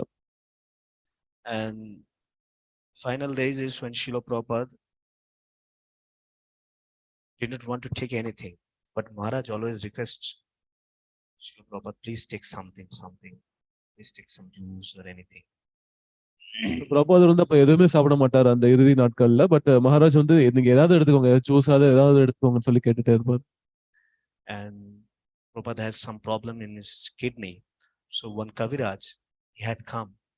This famous Kaviraj, Srila Prabhupada took actually treatment from him. And final days is he had come and how to prepare this medicine. So Maharaj learned everything from this Kaviraj and giving medicine to Srila Prabhupada. அப்ப கவிராஜ்னு ஒரு மருத்துவர் இருந்தார். அவர்கிட்ட இருந்து தான் பிரபோதர் அடிக்கடி treatment எடுத்துப்பாரு. அப்ப அவருக்கு சிறுநீரகத்துல பிரச்சனை இருக்குது. அப்ப மகாராஜ் தான் வந்து அந்த மருந்துல எப்படி கத்துக்கிறது அப்படிங்கறத கவிராஜ் அவர்கிட்ட இருந்து கத்துக்கிட்டாரு. And in this way, Srila Prabhupada was staying in 1977 in Vrindavan. One day, Srila Prabhupada's senior disciples had come to meet with him. So அந்த மாதிரி இருக்கும்பொழுது ஒரு வாட்டி அவருடைய மூத்த பக்தர்கள் வந்து பிரபோதரை பார்க்கறதுக்காக வந்திருந்தாங்க. And actually Prabhupada godbrothers is one Maharaj and another one is named Nishkinchandas Babaji Maharaj. Both had come to meet with Srila Prabhupada. அப்ப அவருடைய ஆன்மீக பிரபோதருடைய ஆன்மீக சகோதரர்களான போன் மகாராஜ் அப்புறம் நிஷ்கிஞ்சன சுவாமி மகாராஜ். Yes. அவங்க வந்து Babaji Maharaj and also Ban Maharaj. So அவங்க வந்து பிரபோதர் பார்க்க வந்திருந்தாங்க. Srila Prabhupada, his Bhakti Siddhanta Saraswati Thakur, Srila Prabhupada has given one his disciple, Babaji Diksha, is Nishkinchandas Babaji Maharaj. So both had come to meet Srila Prabhupada. Srila Prabhupada was lying on his bed, and then Prabhupada told Maharaj, please bring 2 chairs for them. அப்ப ஸ்ரீல பக்தி சித்தாந்த சரஸ்வதி மகாராஜ் வந்து அவருடைய ஒரு சீடருக்கு தான் பாபாஜி தீட்சை கொடுத்திருந்தாரு. அவரு தான் இந்த நிஷ்கிஞ்சன பாபாஜி மகாராஜ். So அவரும் பொன் மகாராஜும் வந்திருந்தாங்க. அப்ப பிரபோதர் வந்து இவங்களுக்கு 2 சேர் கொடுங்கன்னு சொல்லி சொன்னாரு. In this way, he brought 2 chairs for them. There is symptom he was explaining in his books of Nishkinchandas Babaji Maharaj. Nishkinchandas Babaji Maharaj is always smiling mood, and he always doing chanting. He used to do his chanting always, and he is always smiling mood, smiling. Yes. So Nishkinchan Das Babaji Maharaj வந்து எப்பயுமே வந்து ஜபம் பண்ணிட்டு இருப்பாரு. அப்புறம் அவர் எப்பயுமே சிரித்து கொண்டே இருப்பாரு ஆக்சுவலா. So he was bringing the chairs. He connected with Nishkinchan Babaji Maharaj. He was also smiling that time. Maharaj, actually, his name is Bhakti Swami Maharaj. So பக்தி சார் மகாராஜ் வந்து அவருக்கு சேர் கொண்டு வரும்பொழுது அவருடைய சங்கம் கிடைச்சதுனால அவரும் சிரிக்க ஆரம்பிச்சிட்டாரு. So he was feeling very shy because in front of Srila Prabhupada he is smiling because he don't know how it is happening. Because when he connected with Nishkinchandas Babaji Maharaj, he was also laughing like Nishkinchandas Babaji Maharaj. So Srila பிரபுபாதர் முன்னாடி இந்த மாதிரி சிரிச்சிட்டு இருக்கிறது வந்து அவருக்கு வந்து ஒரு மாதிரியா இருந்தது மகாராஜுக்கு. பட் இருந்தாலும் வந்து நிஷ்கிஞ்சன் சுவாமி பாபாஜி மகாராஜுடைய சங்கத்தினால அவரும் சிரிக்க ஆரம்பிச்சிட்டாரு. So anyway, he stopped his laughing because in Krishna, actually Madhurya Kadambini, Vishwanath Chakravarti Thakur explaining this matter, this emotional service, the gradual process. In this way, his law and other stages are there, according to starting from Ado Shraddha. So Nishtha and Ruchi, there is lots of stages also there. So Maharaj is explaining when devotees reach that kind of destination, he can infect other devotees in this way. Especially his ear or touching of these devotees, he can also started this chanting or laughing in this way. So Shri Vishwanath Chakravarti Thakur வந்து மதுரிய கதம்பனில சொல்லியிருக்காரு, பக்தியில பல நிலைகள் இருக்கு. அதுல ருச்சி சக்தி இதெல்லாம் வந்து சில நிலைகள் எப்படி அப்படின்னா அந்த பக்தர் வந்து மற்றவங்களையும் வந்து அதுல ஈடுபடுத்த முடியும். லைக் அவங்கள பாக்குறதுனாலயோ இல்ல அவங்கள தொடுறதுனாலயோ அந்த மாதிரி சொல்லியிருக்காரு. In this way, Maharaj controlled his smiling, and finally he returned back to another room, and discussion between Nishkinchandas Babaji Maharaj and Ban Maharaj and Srila Prabhupada was going. இவ்விதமா அவர் மகாராஜன் தன்னுடைய சிரிப்பை நிறுத்திட்டு பக்கத்து ரூமுக்கு வந்துட்டாரு. பட் ஆனா பிரபுபாதர் கூட நிஷ்கிஞ்சன் தாஸ் பாபாஜி மகாராஜும் பொன் மகாராஜும் வந்து பேசிட்டு இருந்தாங்க. Then Nishkinchan Babaji Maharaj asked a question, Srila Prabhupada and Ban Maharaj, why Srila Prabhupada is successful in Western preaching, and Ban Maharaj also went to US and other places, especially in England, because he was sent by his Bhakti Siddhanta Shashi Thakur. Why he is not successful? Why Srila Prabhupada is successful? The discussion was going on. This question is asked by Nishkinchan Babaji Maharaj. அப்ப நிஷ்கிஞ்சன் பாபாஜி மகாராஜ் சொல்றாரு, ஏன் வந்து பிரபுபாதரால வந்து வெற்றி அடைய முடிஞ்சது மேற்கத்திய நாடுகள்ல பிரச்சாரம் பண்றது? ஏன்னா வந்து பொன் மகாராஜும் வந்து அவருடைய ஆன்மீக குருனால பக்தி சித்தாந்த சரஸ்வதி மகாராஜ்னால யூரோப்புக்கு வந்து பிரச்சாரம் செய்ய அனுப்பப்பட்டார். பட் அதுல வந்து அவரால் வெற்றி அடைய முடியல. சோ ஏன் பிரபுபாதரால் மட்டும் வெற்றி அடைய முடிஞ்சது சொல்லிட்டு நிஷ்கிஞ்சன் பாபாஜி மகாராஜ் கேள்வி கேட்கிறாரு. And then finally, Ban Maharaj was not he was not speaking anything. Srila Prabhupada was so silent. Then Nishkinchan Babaji Maharaj started giving this answer. அவங்க 2 பேருமே அதுக்கு பதில் பேசவே இல்லை. சோ அவரே நிஷ்கிஞ்சன் பாபாஜி மகாராஜ் பதில் சொல்ல ஆரம்பிக்கிறார். Maharaj, Nishkinchan Babaji Maharaj explaining, first day when I saw him, he was taking initiation, sannyas initiation. That day I understood that he will become a successful in his preaching. அவர் சொல்றாரு, நான் முதல் முறையா பார்க்கும்போதே சில பிரபுபாதர் வந்து சன்னியாச தீட்சை வாங்கிட்டு இருந்தாரு. அப்பயே எனக்கு தெரியும் அவர் வந்து பிரச்சாரத்துல வெற்றி அடைய முடியும்னு சொல்லிட்டு. Actually, when Srila Prabhupada was taking sannyas that time, we know the sannyas ceremonies. There is a jaggas is also there, and also holy name also performed naturally. So அந்த சன்னியாச நிகழ்ச்சியில பார்த்தோம்னா யஜ்ஞங்களும் இதுவும் புனித நாமம் ஜபிப்பதும் இருக்கும் ஆக்சுவலா. Keshavji Gaudiya Math in Mathura, where Srila Prabhupada was taking in sannyas initiation. So lots of God brothers also present there, and Nishkinchan Babaji Maharaj also was there in that time in Mathura. So Mathura கேசவ்ஜி மடத்துல வந்து பிரபுபாதர் வந்து சன்னியாச தீட்சை எடுத்துட்டு இருக்கும்போது நிறைய ஆன்மீக சகோதரர்களும் கூட இருந்தாங்க. அப்ப நிஷ்கஞ்சன் பாபாஜி மகாராஜும் அங்க இருந்தாரு.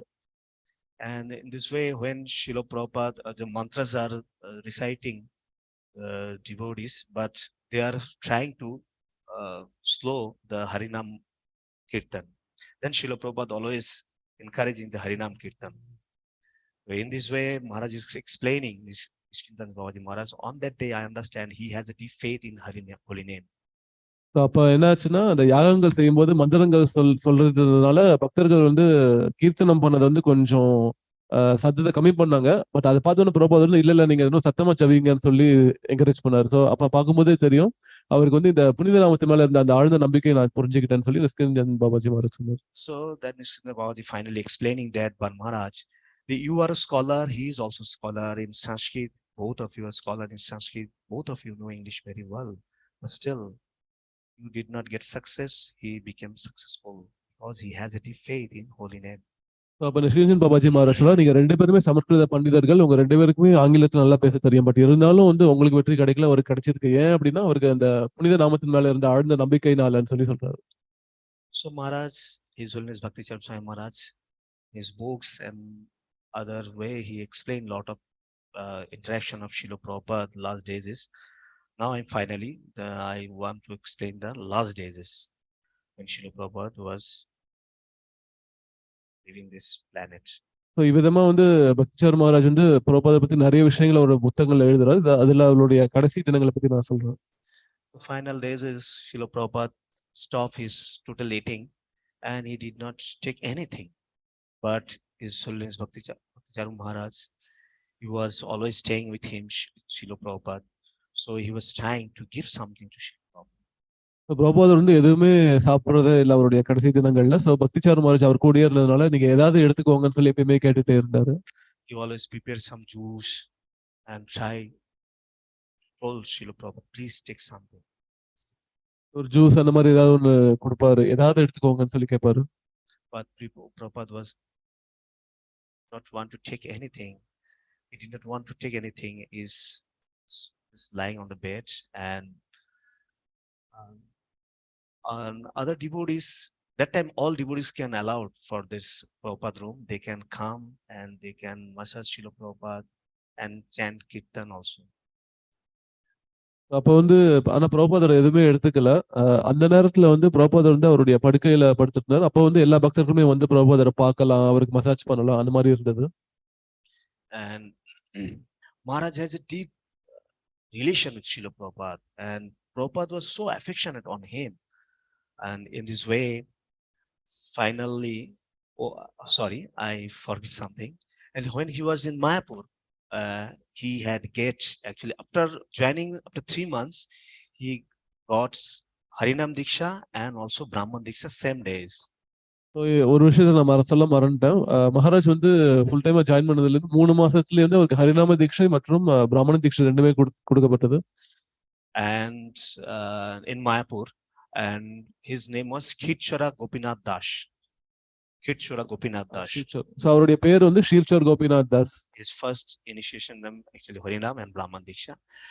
And after this Harinam and Brahman Diksha, joining after 3 months, 6 months, when Srila Prabhupada in Vrindavan, before his actually final departure, he had given him sannyas also. So இதுக்கப்புறம் 6 மாசம் கழிச்சு பிரபுபாதருடைய அந்த மறைவுக்கு முன்னாடியே வந்து மகாராஜ் கூட சன்னியாச தீட்சையும் கொடுத்திருந்தாரு. And he was became His Holiness Bhakti Charu Swami Maharaj. அப்பதான் தவத்திரு பக்தி சாரு சுவாமி மகாராஜ் ஆனார். That time ISKCON is actually established and there's lots of rules and regulation already created in ISKCON, because ISKCON already passed almost 10 years. So it is very difficult for any devotees, new devotees, to take sannyas in 6 months. It is not possible for anyone. It is not happened in history also in ISKCON. ISKCON ஆரம்பிச்சு 10 வருஷம் ஆயிருந்தது அப்படிங்கறனால நிறைய சட்டத்திட்டங்கள்லாம் அப்ப ஏற்படுத்தியிருந்தாங்க. So புதுசா வந்த ஒரு பக்தர் 6 மாசத்துல வந்து சன்னியாசம் எடுக்கிறது அப்படிங்கிறது வந்து கிட்டத்தட்ட முடியாத காரியமா இருந்தது. So when Srila Prabhupada decided to give him sannyas initiation, so lots of oppose. It's quite natural. Come when they are speaking to Srila Prabhupada, it is too much early because he has just joined the movement. stay few years or at least 2-3 years, then he can get the sannyas. Then Srila Prabhupada told him, I know him very well. Don't judge him. I know everything about him. அப்ப வந்து நிறைய பக்தர்கள் வந்து அதுக்கு எதிர்ப்பு தெரிவிச்சாங்க. அது இயற்கையும் கூட. ஏன்னா வந்து ஏகத்துல சேர்ந்த 6 மாசத்துலயே வந்து சன்னியாசி தீட்சை கொடுக்கறது வந்து நிறைய பேர் வேண்டாம்னு சொன்னாங்க. லைக் ஒரு 2-3 வருடங்கள் கழித்து கொடுக்கலாம்னு சொல்லும்பொழுது அப்ப பிரபுபாதர் சொன்னாரு, அவரை பத்தி எனக்கு தெரியும், நீங்க அவரை பத்தி எடை போடாதீங்கன்னு சொல்லி சொன்னாரு. Then finally Prabhupada had decided to give him sannyas, and Prabhupada told him he is staying in Vishuddha Satta. If he falls down, he come to minimum Satta stages. And he did not come to Tama and Rajaguna. Don't afraid about this. I'll give him sannyas. அப்ப பிரபுபாதர் சொன்னாரு, அவர் வந்து விசுத்த சத்வ நிலையில இருக்காரு. அப்படியே அவர் விழுந்துட்டா கூட அவர் சத்வ நிலையில தான் வருவாரு. அதனால ரஜோத்தம நிலைக்கு போகவே மாட்டாரு. இதை பத்தி எனக்கு தெரியும், நீங்க கவலைப்படாதீங்க, அந்த சன்னியாசி கொடுக்க போறான்னு சொல்லிடுறாரு. So in this way, Maharaj finally gets the sannyas initiation, and Srila Prabhupada first time used this Bhakti word in any sannyas candidates. Bhakti Caru Swami Maharaj. அப்பதான் முதல் முறை சில பிரபுபாதர் வந்து இந்த பக்தி அப்படிங்கிற வார்த்தையை வந்து சன்னியாச பேர்ல சேர்த்து பக்தி சாரு சுவாமி அப்படிங்கிற பேரை வந்து மகாராஜுக்கு கொடுத்தாரு. Is in ISKCON very rarest. Anyone gets the sannyas in 6 months. All dikshas like Harinam, Brahman, and sannyas also. Is only one candidate. His Holiness Bhakti Caru Swami Maharaj. He had got everything just in 6 months. 6 மாசத்துல இஸ்கான்ல வந்து ஹரிநாம தீக்ஷா, பிராமண தீக்ஷா மற்றும் சன்னியாச தீட்சை கிடைக்கிறது ரொம்ப அரிதானது. அந்த மாதிரியான ஒரு பக்தர் யாரு அப்படின்னா Bhakti Charu Swami Maharaj. And he had taken sannyas. So Srila Prabhupada is so careful about him. He did not want it to any Mataji cook in his kitchen. So he told everyone, Matajis are not allowed in the kitchen. He will cook for me. Only he can cook for me. He will do the service. பிரபுபாதர் வந்து அவருக்கு சமையல் செய்யறதுக்கு வந்து பொதுவா வந்து மாதாஜிஸ் யாரையும் allow பண்றதில்ல. ஸோ பக்தி சாரு மகாராஜ் அவர் தான் வந்து எனக்கு வந்து சமையல் செய்வார்னு சொல்லி அவர் சொல்லிட்டாரு. In this way, Tamal Krishna Goswami Maharaj, His Holiness Tamal Krishna Goswami Maharaj explaining, Prabhupada, you are so lucky. You are like an angel. You had come, or everything is prepared for you. You just come here and you have taken everything. It's like an angel. So Tamal Krishna Goswami Maharaj வந்து பிரபுபாதர் சொன்னார், நீங்க ரொம்ப ஒரு angel மாதிரி, நீங்க வரும்பொழுது இங்க எல்லாமே உங்களுக்கு ரெடியா இருக்கு அப்படின்னு சொல்லி சொன்னார். And also Maharaj explaining, you are so lucky. Prabhupada is so concerned about you. You have taken sannyas. Then Srila Prabhupada don't allow any Matajis for cooking. You are so lucky. So அப்ப மகாராஜ் நீங்க வந்து ரொம்ப அதிர்ஷ்டசாலி. அவர் வந்து யாருமே தனக்கு சமையல் செய்ய அனுமதிக்க மாட்டார் பிரபுபாதர், பட் உங்களை அனுமதிச்சிருக்காருன்னு சொல்லி சொல்லவும். In this way, His Holiness actually getting lots of mercy of Srila Prabhupada. But finally, these days had come. On that day, Srila Prabhupada disappeared from this material world. So இவ்விதமா வந்து மகாராஜ் வந்து நிறைய பிரபுபாதருடைய கருணை கிடைச்சது. அந்த கடைசியா வந்து அவருடைய அந்த பிரபுபாதருடைய இறுதி நாளும் வந்தது. On the disappearance time, Srila Prabhupada was leaving this planet. That time, Tamal Krishna Goswami Maharaj and His Holiness Bhakti Caru Swami Maharaj, for few minutes, they went to another room. And that time, Srila Prabhupada left this planet. So அப்போ சில நொடிகள் வந்து தமல் கிருஷ்ண கோஸ்வாமி மகாராஜும் பக்தி sir மகாராஜும் வந்து பக்கத்து room போயிருந்தாங்க. அந்த நேரத்துல பிரபுபாதர் வந்து அவருடைய இந்த உலகத்தை விட்டு போயிட்டாரு.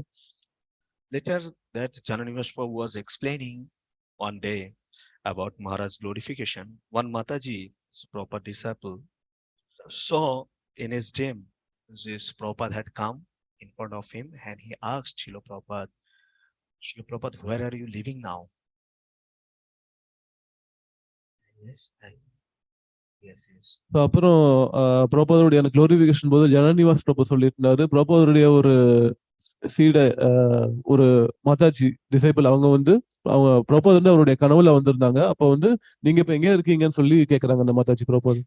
And then Srila Prabhupada told him, I am living in Vrindavan with Lord Krishna.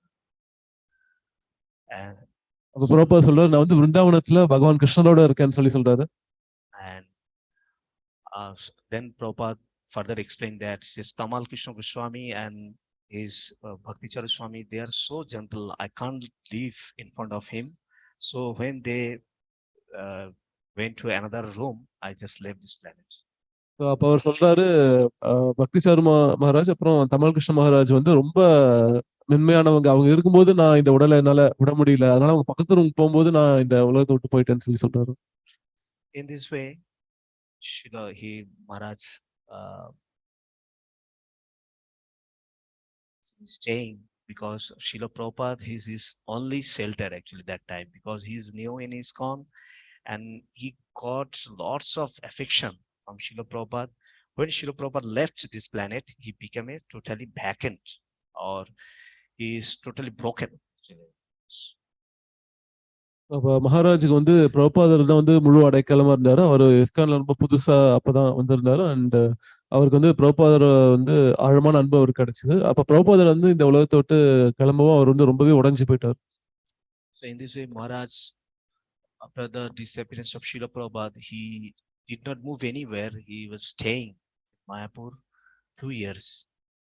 அதுக்கப்புறம் 2 வருஷம் வந்து எங்கேயுமே போல, மாயப்பூர்ல மட்டும்தான் இருந்தார். And then he started his actually spiritual journey. So as a sannyasi in ISKCON, and after a few years, he became a famous leader in ISKCON also. So leading leaders in ISKCON. அதுக்கப்புறம் 2 வருஷத்துல அவருடைய ஆன்மீக பயணத்தை ஒரு ISKCON சன்னியாசியா தொடங்கி ஆரம்பிச்சார். அதுக்கப்புறம் அவர் வந்து இஸ்கானுடைய ஒரு மிகப்பெரிய முன்னோடியான ஒரு தலைவரா இருக்கார். I don't know actual the year. He most probably in 80s or 82s, he became a GBC member of ISKCON. 80லயோ 82லயோ அவர் வந்து ஜிபிசி மெம்பரா ஆனாரு இஸ்கானோட. And then after a few years, he became a initiation guru of ISKCON. அதுக்கப்புறம் ஒரு தீக்ஷா குருவாவும் மாறினார். And simultaneously, he was doing his following this Prabhupada instruction of translation of the Bengali books. And before in Prabhupada's centennial, he completed all his instruction of Srila Prabhupada has given, especially the translation of these books. He had completed day and night. He was working more than 18 hours per day. He was doing these translations. Maharaj வந்து பிரபுபாதருடைய புத்தகங்களை பெங்காலியில மொழிபெயர்க்கிறது வந்து தொடர்ந்து செஞ்சுட்டே இருந்தார். அப்புறம் பிரபுபாதருடைய 100வது தோன்றிய தினத்துக்கு முன்னாடியே வந்து மகாராஜ் வந்து அவருடைய எல்லா கட்டளைகளையும் நிறைவேற்றிட்டார். குறிப்பா இந்த எல்லா நூல்களையும் வந்து பெங்காலியில மொழிபெயர்க்கிறது அப்படிங்கிறது இரவு பகல அவர் அதை பண்ணிட்டு இருந்தார். Stop there. Stop. So, okay, it's already 10:14:15. So I want to stop here. Okay. Next time we'll. Namo Vishnu Padaya Krishna Pristhaya Bhutale Sri Mate Bhakti Vedanta Swami Nithinami Namaste Sharashati Devi Gauravani Pracharini Nirvishesha Shubhpad Jagat Guru Srila Prabhupada ki, His Holiness Bhakti Charan Swami Maharaj ki, Ananta Koti Vaishnav Vrinda ki.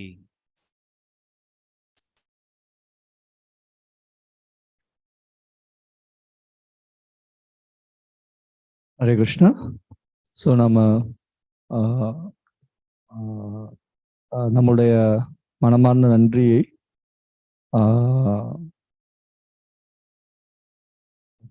Rouble Gandhi தே பிரபு அவர்களுக்கு நம்ம உற்சாகமாக ஹரே கிருஷ்ணா மகாமந்திரம் ஜெபிப்பதன் மூலமாக தெரிவித்துக் கொள்ளலாம். Hare Krishna Krishna Krishna Hare Hare Hare Rama Rama Rama Hare Hare. Hare Krishna. Thank you very much for sharing about His Holiness Bhakti Charan Swami Maharaj. Thank you very much. Hare Krishna. So Bhakti.